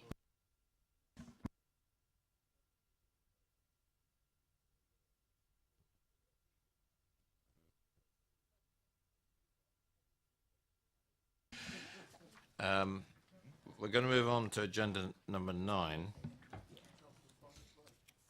I'm just going to draw the committee's attention. It's 9:20 at the moment. I would like to get through this one at 43 Cyprus Road, and then we'll have a 10-minute break, because I'd like to then crack on, if with your approval, and finish the agenda tonight. There are a couple of fairly short items on the agenda a bit later on, and I think this one is not going to take, hopefully not take too long. So we're moving standing orders now? Well, I'll move standing orders now for this application, then I'm going to call a break at the end of this application and then move on. So is that agreed by the committee? Agreed. Thank you very much. Right. Item number 9, and if I could ask Mr. Preedy to come forward, please.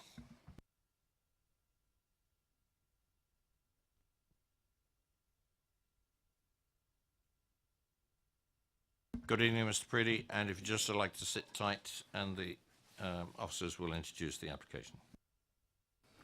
Thank you, Chair. This is an application for number 43 Cyprus Road. It is an application for the erection of a 2-storey side extension. The application is before committee with a recommendation for approval. The update paper contains a very brief summary of the site visit made by the viewing panel on Monday, and also draws members' attention to some comments made by the applicant in response to letters of objection. To summarise, basically, the additional comments received with regard from the applicant make no change to the assessment of the application, and the recommendation for approval of the application remains as is. Thank you very much. Mr. Preedy, good evening, and you have 4 minutes. Thank you. Councillors, I'm not objecting to the principle of an extension. Reasons for my objection: reduction of driveway length with an inevitable vehicle overhang onto highways land, lines of sight impeded, and trespass over the boundary line when vehicles are in situ. So, what's the existing situation in real terms? A household with 1 vehicle and parking for 2 within the property's curtilage. It would have more had the applicant not brought the fence forward in recent years, reducing the length of the drive for available parking. This proposal further reduces driveway length to now only 7.14 metres for parking. So, accounting for visitors or an increase in household vehicles to perhaps 3, now or in the future if the property is sold on, what will happen? In the first instance, I suspect 1 vehicle will park abutting the proposed extension and another behind, overhanging onto highways land outside of the property's curtilage. This will impede lines of sight whilst exiting my driveway. Would highways condone this if they were consulted? So why should it be unreasonable for this to form a basis of refusal, and when it's not policy compliant to SPD? One could say this proposal makes it even more non-compliant in real terms. SPD states vehicle numbers per households are increasing. That should give more reason for compliance with SPD for off-street parking.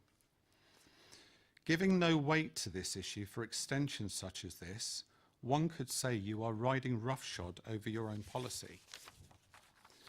You'll have parking issues in your wards, vehicles straddle in pavements, impeding disabled pedestrian driveway access and lines of sight. Cyprus Road is no different, and your approval will condone and exacerbate. Any highways parking in front of the property will also impede lines of sight and access to and from the driveway of number 34 opposite. Cars do speed around the corner to this part of Cyprus Road. Highway safety will be compromised by on-street parking. Approval of this application would not comply with the main thrust of policies CN9 and EM10 of the local plan. These policies require developments to comply with parking standards. Any on-street parking would cause a material change to the highway. Currently, when a vehicle is parked adjacent to the flank wall enclosed by the fence, the narrow drive doesn't allow for easy access for large, standard or large bins, etc., via the existing gate. I appreciate the physical space remains the same, but this proposal is different to the existing situation as access is proposed on the boundary. A vehicle will still park adjacent to the flank wall. SPD states where drives also serve as primary pedestrian access, 0.9 metre of clear space will also be required. This driveway may not be considered 1 minute. primary pedestrian access, but when vehicles are in situ, access for bins, etc. will be compromised, thus boundary trespass will ensue. If you concur, but are minded to approve, could a condition be applied? Erection of a 1 metre wrought iron fence along the boundary from my side gate to wherever is acceptable to highways.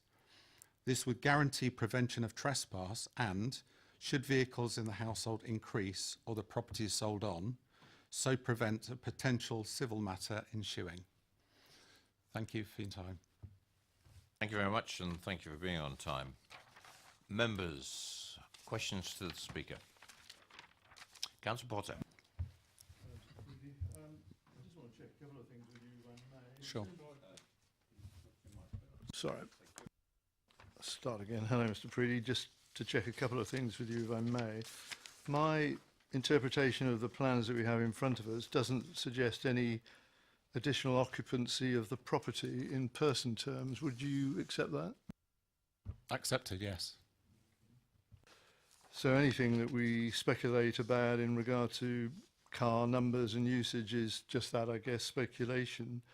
In regard to the access at the side, which allows, same for you next door, I guess, and this occupant to move their bin or bins out to the front of the property, there would be room for that still. I think, would you accept that, the 900 millimetres? And I'll finish this off and just say, and would you accept that the responsibility is on the owner of the house to move their bins to the front of the property for collection on the day of collection? It remains not a responsibility for them. It does remain a responsibility for them, but existing where it's enclosed and a vehicle is parked, there is no easy access for large standard bins. So with the access moving to the side access moving to the boundary side, then there's even more of a the way that there's going to be trespass with bins, because the access is not easy at the moment when a car is in situ. So moving the access to the boundary side, there's a more of a chance of boundary trespass. Sort of final point, if I may. I mean, there's a boundary fence at the side of the two properties, isn't there, that exists at the present time. And in regard to these matters of trespass that you refer to, I'm not quite sure what that means. I guess it means encroachment, but you would accept that that's a civil matter and nothing that the council can have a say about, really. That's a matter between you and your next door neighbour, isn't it? Absolutely, and that's why I've suggested a condition be applied, so to prevent a civil matter from ensuing and prevent trespass.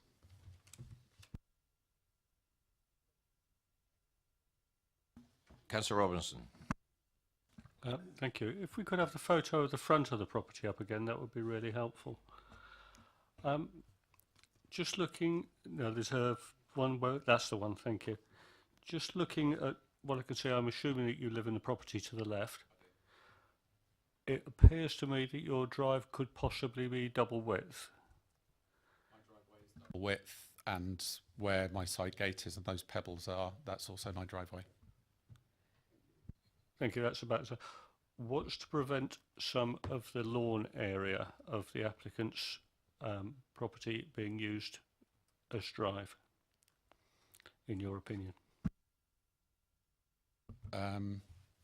I'm not sure, and I'm not sure what my neighbours would think of next door at number 45 would think of that either. Councillor George. Thank you, Chair. Thank you. Now, you've asked for a condition for a fence, where I see it, or a railing or what have you, to try and clearly define your land from your neighbours. Is there anything to stop you doing that now? No, I'm just wondering why. Excuse me, Councillor George, could you move closer to your microphone, please? You tend to sort of sit back from it. Yeah. Thank you. Thank you. Can I ask, is there anything to prevent you doing that now, and from doing it, and why do you think a sort of a condition is necessary for that, please? Thank you. Really to prevent trespass, but also to, it's my neighbour's boundary, not my boundary.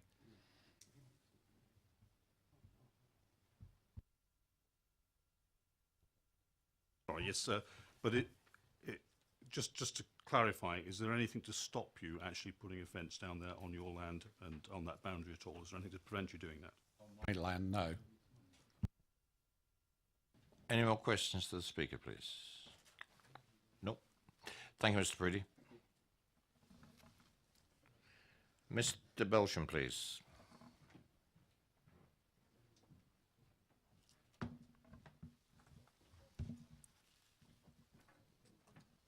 Good evening, Mr. Belsham, and you have 4 minutes. Good evening, everyone. My name is Charlie Belsham. I'm the owner and occupier of number 43.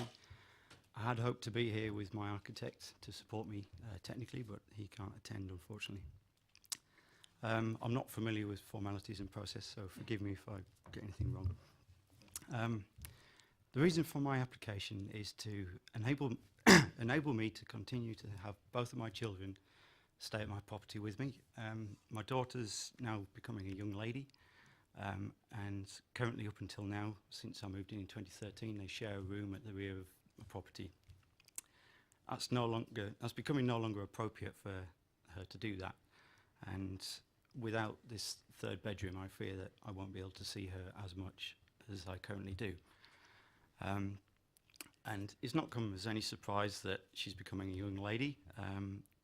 And over the last couple of years, I've discussed with all of my neighbours the plans or options to extend and provide a third bedroom for me and my children. So over those 2 years, I've verbally discussed with Mr. Preedy. I've shown him my own initial sketch plans, and at that point I've had no signs of any objection whatsoever. So I felt confident to be able to commit a significant amount of money to architects' plans to get drawn up and submit to planning.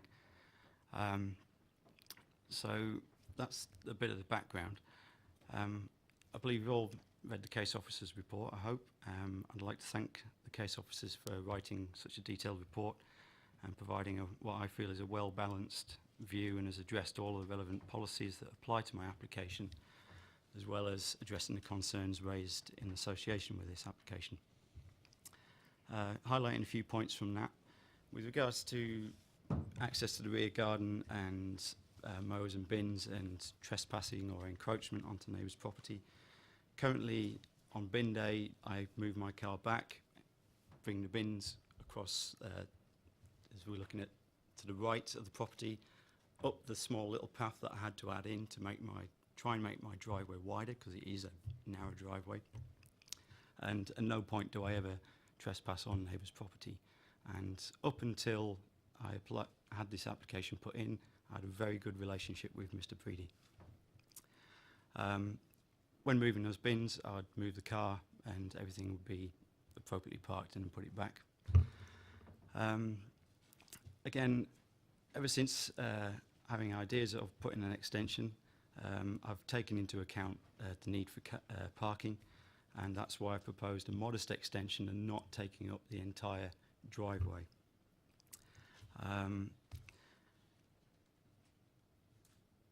got a minute left. Thank you. With regards to parking on the lawn, currently number 45, they do that. So that is an option.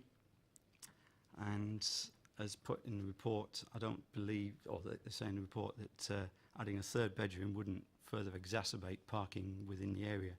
Cypress Road at this section is a very quiet road. It's down the end. There's currently no parking issues in that road, and I personally wouldn't wish to add any parking issues to that.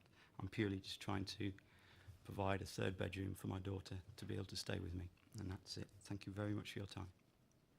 Thank you for finishing in time. Members, any questions to the applicant? Councillor Janet Westbrook. Thank you, Chair. Hello, thank you.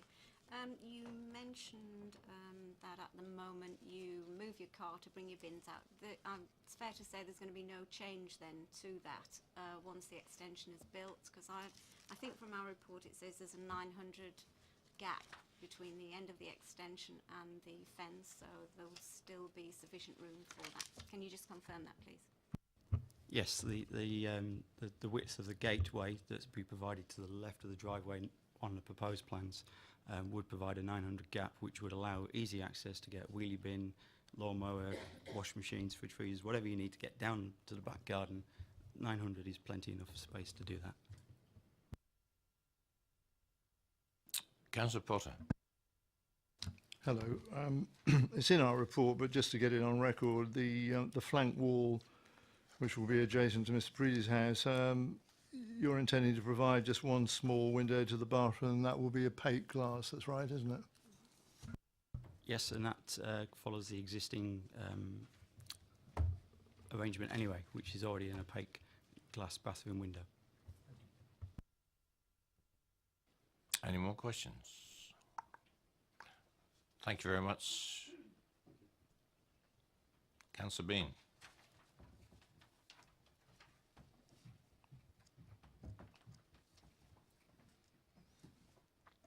Good evening.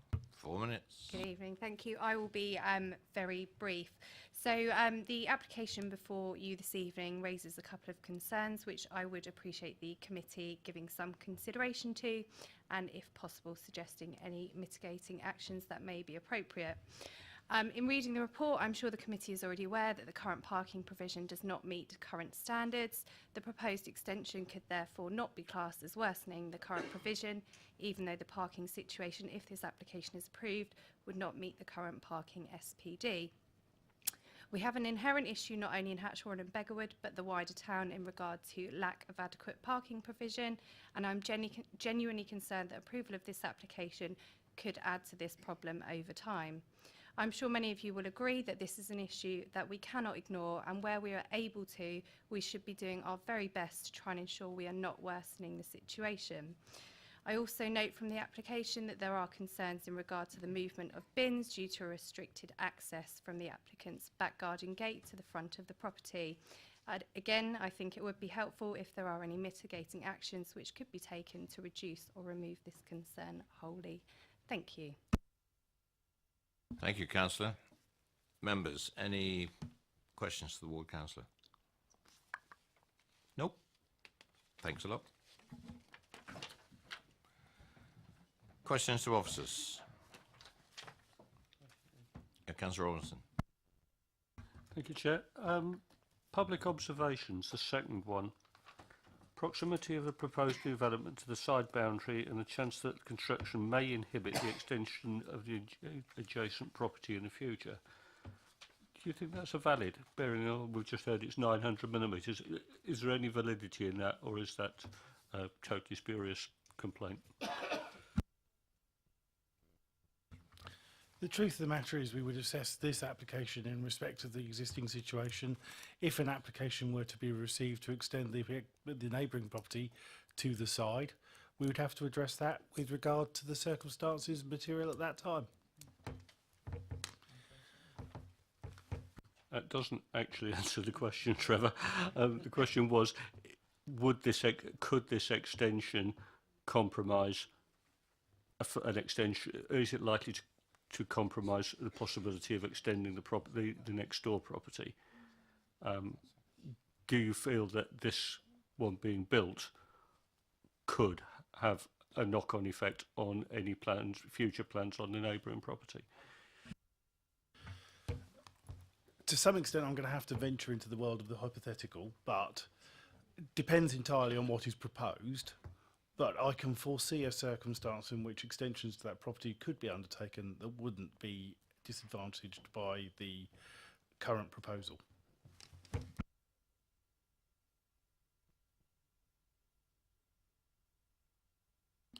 Councillor Pozza. Only an observation, really. Obviously, if the plans are correct that we have in front of us, it would be a really special extension, wouldn't it, to the property next door, which would fit into the land that's available. You could just about build it hand over in terms of the brickwork, I guess, really, but you wouldn't easily construct anything of worthwhile there, I would have thought. So I guess it's an interesting hypothetical question, Councillor Robinson, but I'd love to see what that extension might be at the side. I could anticipate something at the rear, but that's probably the limitation of houses of this sort, isn't it? If I just come back to you on that, I was thinking of over the existing garage of the next door property. I've got a question. We've heard from the ward member. I think we've all read the report. On page 262, the second paragraph that addresses this parking issue, is it correct to interpret that the report writer looked at this and said, well, it doesn't meet it now. This extension isn't going to exacerbate the current parking situation, and therefore refusing this on the basis of parking is not relevant. You know, I find that very interesting because it goes back to the point that Councillor Bean made. We've got this problem all over Basingstoke, and you have got what you've got, and as long as you don't make it worse, it's acceptable. Is that the right way to interpret it, that paragraph? I think that summarises it very well, yes.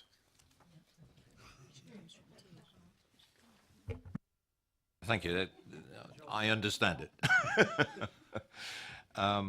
Any more questions to officers? Nope. Debate? Councillor Potter? It's just a simple proposition on my part. I mean, I think that there is much to commend this application, very little to detract from it. And quite frankly, I'm happy with the officer's report. I'd propose it be approved as per the recommendation. Seconder? Councillor George? Moved and seconded for approval as per the report. All those in favour? That's unanimous. That's approved, officers. Thank you, Chair. Just to confirm to members that that application is approved as per the order paper. Thank you. 10-minute break. Thank you very much. And then we'll back here at 10:02. And then we've got 3 to go.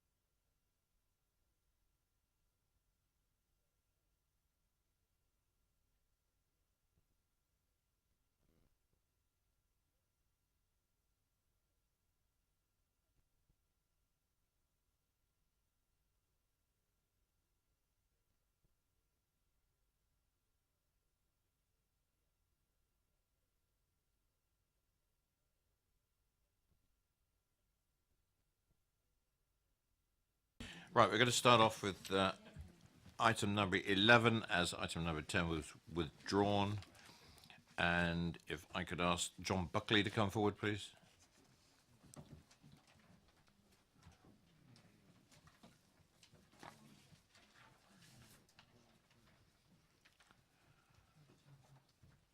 Good evening, Mr. Buckley. If you'd just like to sit down and we'll introduce the application.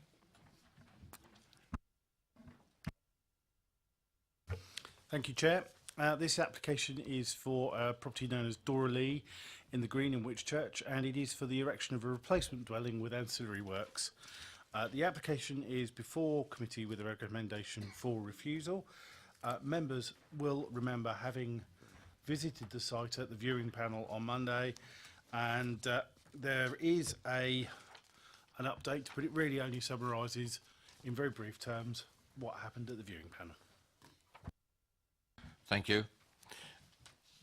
Mr. Buckley, you have 4 minutes. Good evening. John Buckley, Chairman, Whitchurch Town Council. Whitchurch Town Council is pleased to be able to present its views on this application, and thanks you for the time given to do so. Our small town is well known for its diverse characteristics, its variety of housing, its hidden footpaths, and its long history of varied development.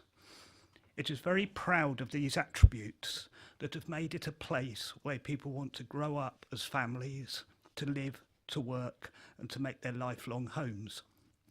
The Green is one of the town's areas that characterises this time-honoured style of growth, with its variety of bungalows, houses, flats, chalets, detached, semi-detached and terraced residences, brick, flint, timber and rendered, several with extensions and attic conversions. When semi-rural locations such as Whitchurch have large developments, they are invariably of standard catalogue style dwellings that reduce the overall character and thus attraction of the living environment. Permitting architectural individuality through a variety of complementary styles can enhance the quality of a community's visual landscape. The Green is one such area. We were pleased to see this application complementing the existing residences of the Green, which sits within the town's settlement boundary, with its presumption in favour of development. The applicant could have submitted a straightforward two-storey dwelling to replace the very poor quality and now dilapidated bungalow, but has instead prepared a contemporary proposal that sits comfortably with and complements its neighbours. It is of a high quality design in keeping with the nature of this diverse area. It has been well thought through, with considerations given to scale, orientation and surrounding landform. In this, the applicant should be commended for the sensitivity given to the development. Whilst there will always be subjectivity in such comments, we cannot agree with the recommendations that the proposal would be a dominant form of development, not integrate harmoniously, be detrimental to the character and appearance of the area, and is not of a high quality form of development. Neither is it an incongruous feature when considered with its neighbours. Indeed, we believe it to be the opposite. You have 1 minute. It is also notable that there are several letters of support for this application from local neighbours, several more in support than opposed. Hence, as a town council, we unanimously raised no objection. We commend the applicant for the design and hope that this committee allows the application which will provide a new residence and allow a local family to settle in the town. Thank you very much for your time. Thank you very much, Councillor, and thank you for being on time. Appreciate that. Members, any questions to the Town Councillor? No? And thank you very much. Appreciate your input. Call Mr. Painter and Mr. Cole, please. Kyle, and I excuse the pronunciation.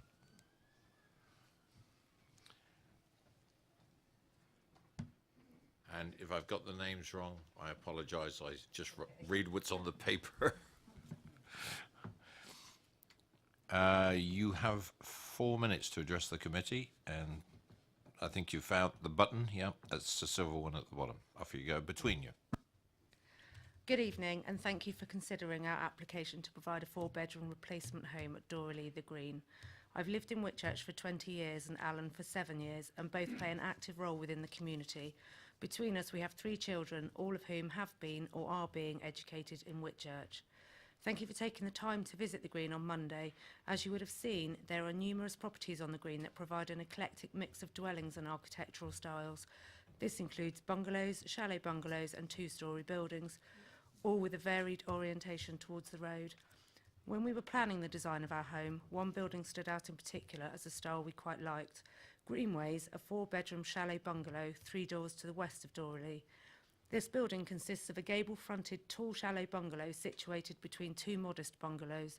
Our inspiration was to mirror this style, but with a positive contemporary flavour to ensure our design will look just as good in 60 years' time as it would when it was built. We engaged the neighbours and we all settled on the revised orientation of the gable end. Our new neighbours all felt this was in keeping with the wider area, with many examples of similarly aligned properties along the Green. However, crucially, it allows further light and prevents any overshadowing of their neighbouring properties. Both adjacent neighbours and those opposite support this fully and have taken the time to write supporting comments. At Dorley, the proposed plan footprint is not a matter of disagreement. It is accepted that a dwelling of a larger footprint could be accommodated. It would not cause adverse harm to the neighbouring residential amenity and is considered acceptable in accordance with policy EM10 of the local plan, and acceptable in regard to parking in accordance with policies CN9 and EM10. The planning officer considers the only matter of concern is the overall height and scale, resulting in a development that would not be in harmony with the street scene. The opinion the building may not be in harmony is subjective and not a view supported by the Town Council, local ward councillor Chloe Ashfield, the surrounding neighbours and ourselves. Whilst it is noted that the ridgeline is slightly higher than the adjacent properties, the orientation ensures that only a small triangular section is visible above the ridge heights of those properties. This type of development already exists on the Green, close to the proposed dwelling. Examples of this are Sunnyhaven, the plot one over to the east and has a higher ridgeline by circa 800 millimetres than that of its adjacent property. Also, Greenways, 3 doors west, has been remodelled and again provides a ridgeline of nearly 2 metres higher in relation to the neighbouring properties and is comparatively closer to their boundaries. Our 1.5-storey height is again entirely in keeping with the modern developments that have taken place on the Green. There is clear support in national policy to develop underutilised land and buildings, especially if this would help meet identified needs for different types of housing where land supply is constrained. The design of the development is in keeping in terms of massing and scale to that which already exists within the surrounding residential context. You have 1 minute. And has been carefully designed to maintain an appropriate relationship with neighbouring dwellings to ensure that there is no adverse overlooking or overbearing impacts. We have had 7 letters of support, no objection from Ecology and unanimous support from Whitchurch Town Council. To conclude, we believe that the proposed development is entirely in compliance with the detailed criteria of Policy EM10 and Policy GD1 of the Whitchurch Neighbourhood Plan. I hope the committee will consider the points we have made and support the application for a well-designed family home offering a positive contribution to the Green. Thank you. Thank you. And well put. Thank you. Members, questions to the applicant? Any questions? No. Okay. Thank you very much. Now, we don't have a ward member handy, but we do have a statement that's going to be read out by Councillor Westbrook. Sorry? Okay, but there's one has been submitted to Councillor Westbrook, but then I will defer to the other ward councillor, don't worry. Yeah, thank you, Chair. Councillor Ashfield contacted me and she's unable to attend tonight. She wanted to point out that she was the Whitchurch councillor that called this decision to committee. and which obviously gave us the opportunity, she said, to view the site and to see the proposals in the context of the surrounding properties. She said, I was very happy to refer this application to DC this evening, largely due to the support that neighbours in close proximity have given the application. Mr Painter and Miss Cale have obviously worked hard to gather this support and have put forward plans which vastly improve the accommodation on this plot. The green already has an eclectic mix of differing styles and size of houses and bungalows. I accept that the new dwelling is higher than the adjoining properties, but the design ensures this does not detrimentally impact adjacent dwellings or the area in general. Thank you. Thank you very much. Councillor George. Thank you, Chair. Yes, I'd like to hear what other members have got to say on this one, but I'd just like to quickly go through one of the reasons for refusal, and particularly EM10 is all about the quality of build and its local plan, but the policy GD1 of Whitchurch neighbourhood plan is much more specific to this area, and so I'd like to just concentrate on that, if I may. Policy GD1 in the Whitchurch neighbourhood plan basically implements the Whitchurch design statement as basically a supplementary planning document and what have you. So, you know, adherence to that in terms of design is intended by GD1. Looking at it, I dug it out today and looked at it, and there's some interesting statements there. If I just quote a few here, the summary of the built environment, it says the built environment of Whitchurch is a patchwork of different character areas, modern infills with within historical period neighbourhoods, housing authority type estates, cheek by jowl with Victorian terrace houses. So as I think Councillor Buckley mentioned, we've got a great mix of different types.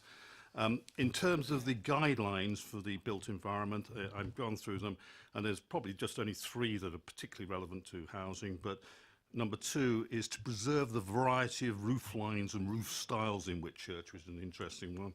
Ensuring, you know, any 3-storey buildings are appropriate for their immediate surroundings, but, you know, there's a general issue there. Item 4 is provide a variety of house types, frontages and roof lines in all new developments, ensuring the units of different sizes are intermixed and avoiding separated areas of affordable housing.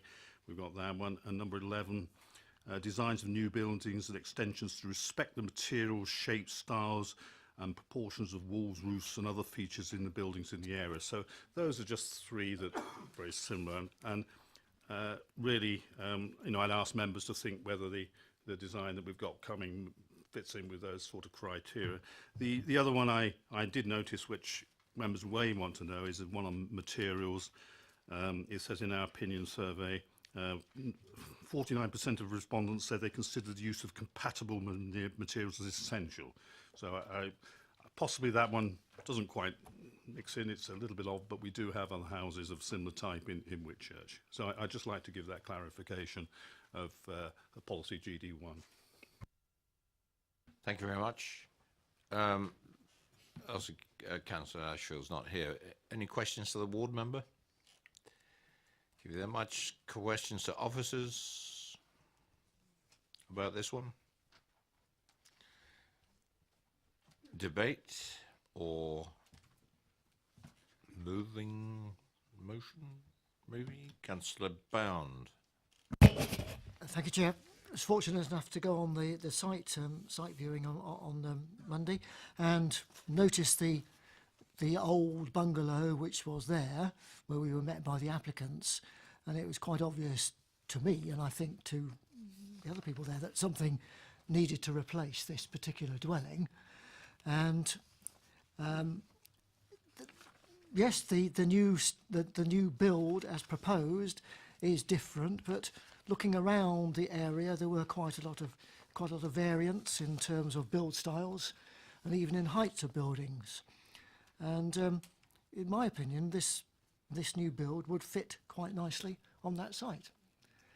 So I have to disagree with the officer recommendation here. And I think there are plenty of bits of EM10 which would reverse that. And I'll leave it at that. Councillor Porter.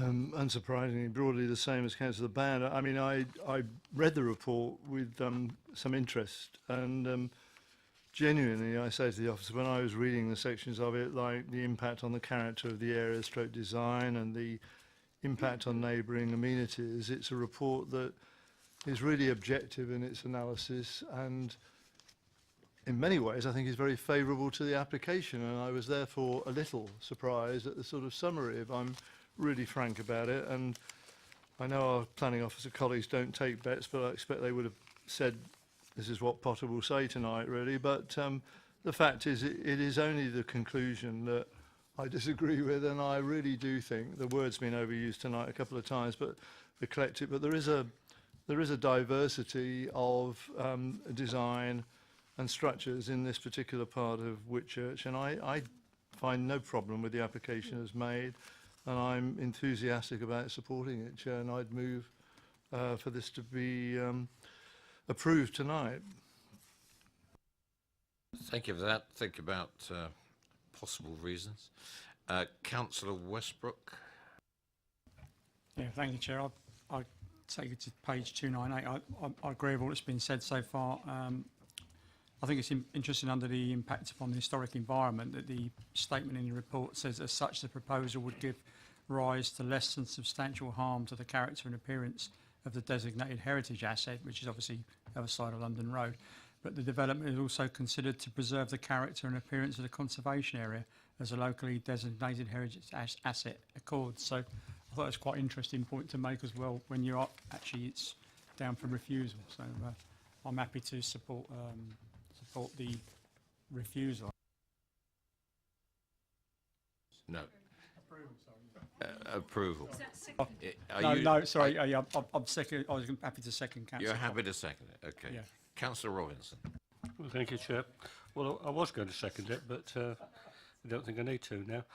I mean, it is contemporary, but if we don't move forward with our houses, if we hadn't moved forward, we'd all still be living in little black and white thatched cottages, which suits some people, but it doesn't suit everybody. So, and I don't think it is dominant. It's bigger than the bungalow either side, but looking at the photo that was up a few minutes ago, it's smaller than the ones, you've got 2-bedroom houses either side of that, so I'm happy to support this. Thank you. I'll move it on in a second. When I went on the viewing panel, I stepped back in the road and I got a vision of the design. Obviously, I looked at the report, I had it in my hand, from where this photograph was taken. But I looked up the hill and there was this property sitting right on the ridgeline. Same shape, modern, contemporary, and it fitted in beautifully. And that was about 3 levels up. So, yes, I was most certainly support this. It's been moved and seconded for approval, and I can assure you that the planning officers have got the reasons.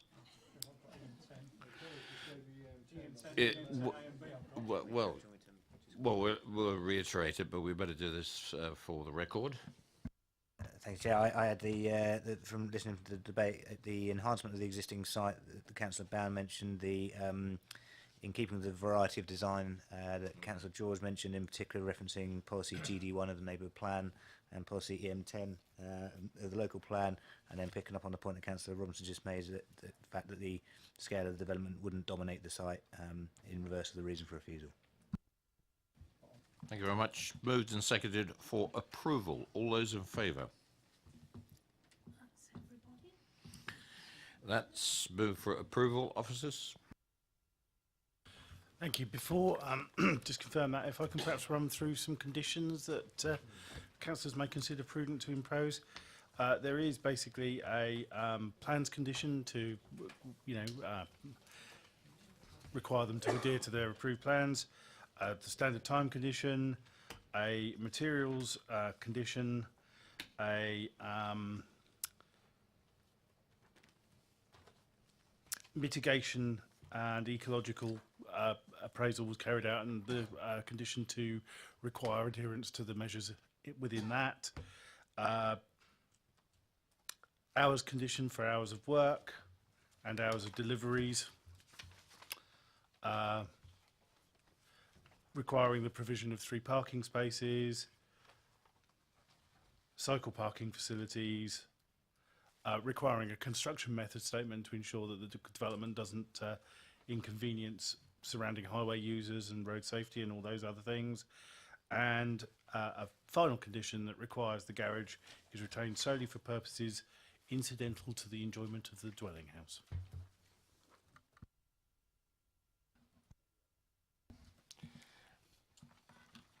Move on to item number 12. And could I ask Mr. Pettit and Ms. LaRue Harvey to come forward, please?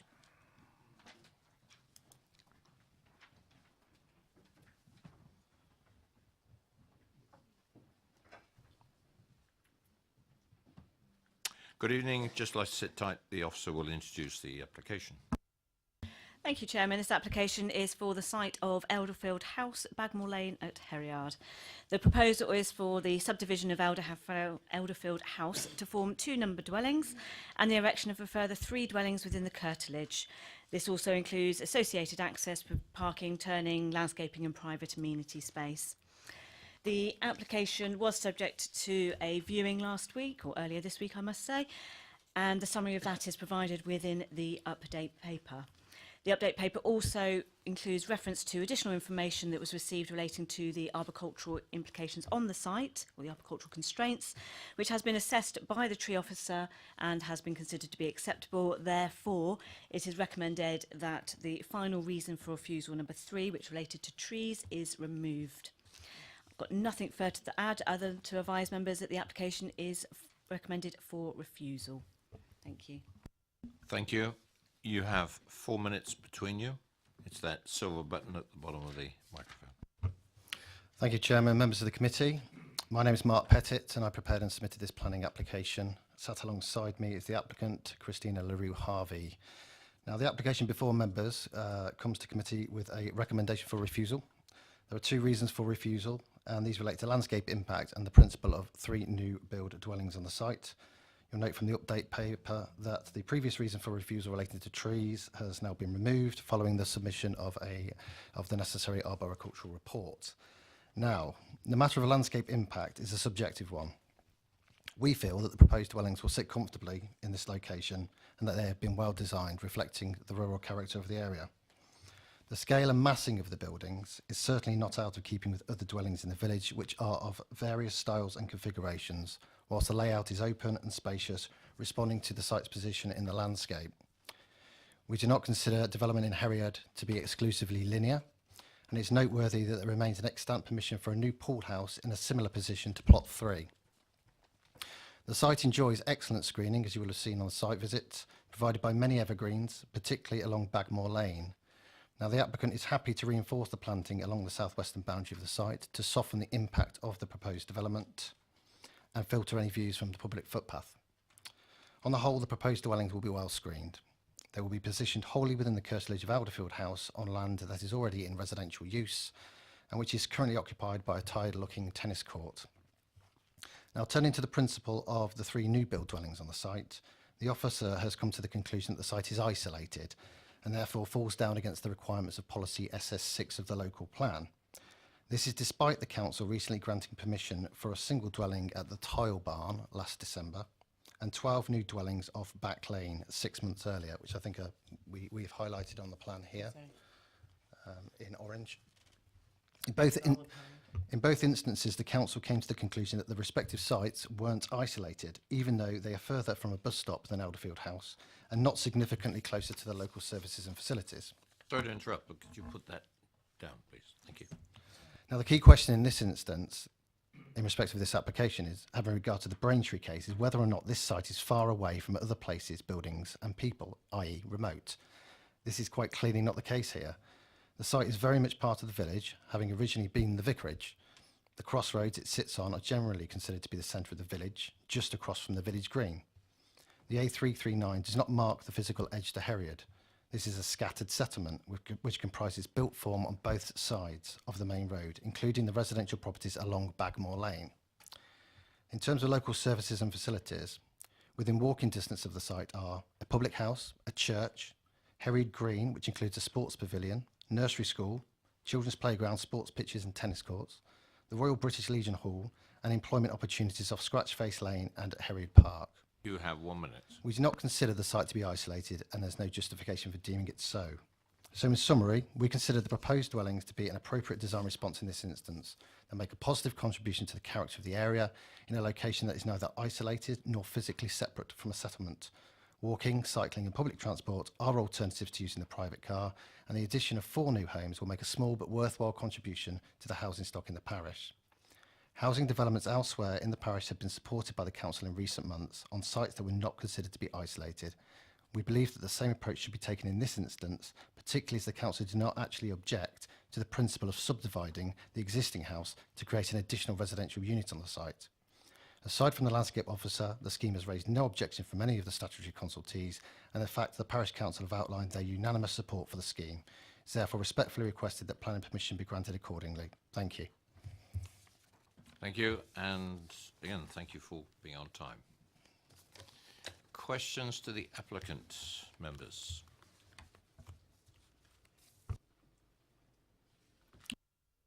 No questions? Then thank you very much. Councillor Raphael is eager to come to the microphone. 4 minutes, Councillor. Welcome. Chairman, thank you for allowing me to speak and address the committee on this matter. When we developed the local plan, policy SS6 was designed by many of us who are even here for exactly this type of case, where there was support from the local community and it generally fitted into the local community scene, but we wanted some sort of hook to put on the application, but at the same time not stop and not encourage willy-nilly development in the countryside. And I'm here to urge you as committee to support this application and to approve it. The officer has looked at reasons for refusal. Obviously the third one's disappeared now, but the second one says, well, it doesn't really meet with policy SS1 and SS6A, where there's got to be an exception to the general policy of restraint for housing in the countryside. I think that's a complete misunderstanding of the policy. It doesn't actually, SS1 doesn't actually refer to anything like this. And the starting point for this is recognising the whole of this site is garden. There's no ifs or buts or anything else. It's not open countryside. We know it's garden because they've got planning permission for a pool house exactly on the same location, and they've got tennis courts there already. It's mown as garden. It's treated as garden. Previous planning applications have treated it as garden. It's not open countryside. And therefore the real question that has to be considered is SS6A, in particular, because it's outside, in general terms, a settlement policy boundary, as whether this is previously developed land, which it is, and obviously the definition which has been set out in our guidance on new homes in the countryside on previously developed land, which was published in January of this year. And I'm sure you're all very, very familiar with it. Because what it talks about is land which was occupied by a permanent structure, or including the curtilage of the developed land, and any associated fixed surface infrastructure. And it talks about what the MPPF says about it, and excluding land in built-up areas such as private residential gardens. But then it looks at whether this type of garden is regarded as built up, and says specifically this under paragraph 10, whether gardens outside of a settlement policy boundary are regarded to be as being in a built-up area, will be a matter of planning judgment, that's you, taking into account factors such as number of dwellings, density and cohesion of the properties. It is unlikely that a small group of houses or a farmstead will be considered built up. And those of you who are familiar with both the Dartford and the Braintree judgments will understand that this is previously developed land that is not in a built-up area, and therefore it is amenable to development if you deem it appropriate. And the real threshold is whether it's isolated. One minute. There's 2 points on that. First of all, the points made by the applicant's advisor that clearly this is, if you put a pin in the centre of Herriad, you end up on this property. And secondly, the new dwellings will be bang next to Elderfield House, and there are further properties within stone's throw away, so it's clearly not isolated. Just saying one thing about landscape. The only apparent viewpoint is from a potentially disused or certainly unused footpath that used to link the pub to the station. The station doesn't exist, and the pub has been cut off by the A339 when it was diverted from going through the centre of Heriot. And it reads as though, and I have no disrespect to the landscape officer, as though they've never been there, but they've done this on a desk-based exercise. Because if you went on the view, you could see it's completely shielded. And I cannot see what possible harm could be done to the landscape. And if you're driving a tractor ploughing the field and they're having a look round, all you'll see is the nearest building, and the one behind it you won't see, and the one behind that you won't see, from the only viewpoint possible from the field. So I urge you to support the application. Thank you very much, Councillor. And any questions for the ward member? Councillor Leeks. Hopefully it'll only be a quick question. What is the speed along that piece of road? I have a feeling that 339's been reduced to 40 miles per hour around there. It has, but it doesn't stop some motorcyclists whizzing past, which has obviously a knock-on effect for people who want to buy the property because it's quite noisy right next to the road. But in terms of being able to view points when you're on a Bagmore Lane looking out, as you know, there's a little bit of driveway on the grass verge, so it's absolutely fantastic. And of course, Elderfield House, being quite a large house, has got the capacity for many people to live there already. So if it's being segregated and a couple of new dwellings, I don't think there's going to be any increase in vehicle use that's of any noticeable effect. I only asked for the speed. Any more questions for the ward member? No. Thank you, Councillor Riffel. Questions to officers? No questions to officers. Councillor Potter. Sorry, Chair. It's obviously as a consequence of Councillor Raphael's comment. I mean, the officer gives a view about, in the report at pages 311 and 312, about this previously developed land, and obviously that which falls within the curtilage of Elderfield House. I mean, from our observations, and I say this straight away, when we went on the site visit, the land that we were looking at seemed to me to fully comply with and be associated with the garden area of the property. I wouldn't have described it in any other way. But the officer seems to suggest it can't be as simple as that because of a subdivision of that in terms of a footpath, which didn't seem to be obvious to me on our visit, really. I mean, sorry, just to qualify what I've said, really, my view of it was a garden area, and I just want to be clear that I'm judging that correctly. Can the officer comment, please? I mean, in turning to the report on page 312, it is confirmed by the officer towards the bottom of the sort of second paragraph that it is accepted that they're referring to the siting of the 3 detached dwellings could be considered as being upon previously developed land, as they would fall within the curtilage of Elderfield House / Tennis School. So it's not been disputed that the site is not previously developed land. That's been accepted, it is. It's then looking at the next criteria of the policy, such as whether or not it's an isolated form of development or high environmental value, or the use is appropriate to the size context. So the context of previously developed land has been accepted. Councillor Westbrook. Yeah. I thought we were going to debate at that point. That's what we were waiting for. No, it's question to officers. No. Any other questions to officers, members? Oh, now we can move into debate then.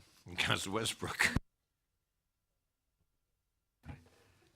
Thanks, yeah. I thought Mr. Petit explained all the points really well. I had a couple of points that I was going to ask Councillor Raphael, but he picked up quite well on in relation to Heriot and the small pockets of housing. The other thing I would say as well is that it talks about, you know, not as contrary to policy SS1, SS6, as we already know, but if you read SS1 as we always do, that clearly kicks it into SS6, which is the new homes in the countryside. And I think from Councillor Raphael makes some good points as well in what he's written in the report in relation to the landscape and the site itself. I think when we viewed the site, it was pretty clear that it was well sheltered, and it would be difficult to see that from anywhere else really. But I think the most important point is, and I think we've seen it earlier in the evening on item 2, Fremantle plot 3. I think the reasons we were unhappy with that development, where that house was in the middle of nowhere, is in complete contrast to this. Looking at SS6, I know that was about enabling development, but I think from my point of view, looking at that, that's what I would call really isolated and stuck out on a limb, whereas I don't feel this application is. And obviously we'd have to try and find a reason for approving it because it's down for refusal, but I would be minded to approve it. Are you moving such? If nobody else is, I will, yeah. Well, I'm happy to do that, yes. okay, and therefore we need the reasons for approval. And it looks like we're turning the reason for refusal. We just turn that around and say that, yes, that is not a... Yep. And all the other words that, that the sufficient space, no impact on the landscape. Yeah, not harmful to the character. Not harmful to the character, exactly. And 3's gone anyway, so... Now I will turn to the officers. If they're happy with that, I will proceed. They're fine. Do I have a seconder? I do in Councillor Sherlock. Seconded this.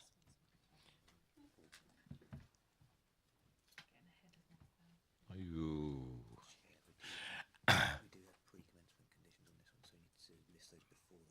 Right. I'm advised by officers that we need to identify the pre-commencement conditions on this before the vote. It's been moved and seconded. We'll stop right here, and I'm going to hand over to Mike or Catherine, whoever's going to take this one, and go through the pre-commencement conditions. So in referring to the development and in having particular regard to the relationship to trees, it suggested that there are pre-commencement conditions ensuring the long-term protection of those trees. So prior to the commencement of development, any work starting on site is looking for further details of tree protection through an arboricultural method statement, details of utility services, so we can ensure that those don't harm the trees from wherever they are positioned. And again, the same with surface and foul water drainage details to ensure they're in appropriate position in relation to the trees. And then also, because of the relationship to the trees, levels plan, so we actually know the setting of that out in relation to any protection of roots, etc. So there are potentially 4 pre-commencement conditions, but they all tend to relate to trees and services and levels. That's We're going to go through the rest of the conditions now as well. Just get that over and done with. So, if members are reminded to approve, the further conditions would consider securing the development to be carried out in accordance with the approved plans, for development to commence within 3 years, for details of materials to be submitted, details of landscaping, so that would include hard and soft landscaping and any boundary treatments, details of any external lighting, for any biodiversity mitigation to be carried out in accordance with details that have already been submitted and considered. We're looking for details of impermeable floor membranes, details of all proposed accesses, including the visibility display, surface materials and measures to prevent visibility obstructions. We're looking for a parking plan to ensure that the external parking spaces accord with our new parking standards. Securing details of cycle provision, refuge storage and collection, hours of work, hours of delivery, our standard condition about sustainable water use. We'll be looking to remove PD rights, particularly for the new properties because of their tight relationship.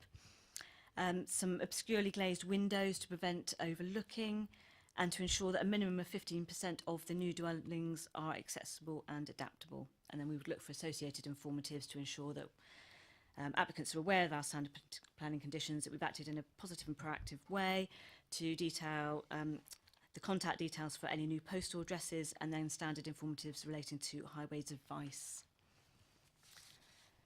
I think that's all, thank you. Yeah, very, very comprehensive. It's been moved and seconded for approval. All those in favour? That is carried. And we've done the conditions, so we move on to item number 13.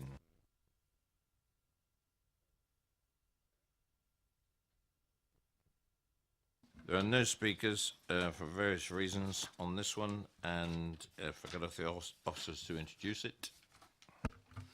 Thank you, Chair. This is an application at number 7 Eaton Close in Basingstoke.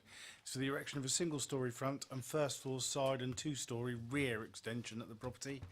It is before our committee with a recommendation for approval. There is no update. I'm going to move this unless there's an exceptionally urgent question to officers. I'm moving this from the chair to, for approval for the officer's recommendation. Do I have a seconder? Councillor Janet Westbrook. All those in favour? That is approved, officers. Thank you, Chair. That is approved as per the order paper. Thank you very much. Yeah, I made 10:30-ish. Thank you very much, everybody, for your contribution tonight, and see you anon.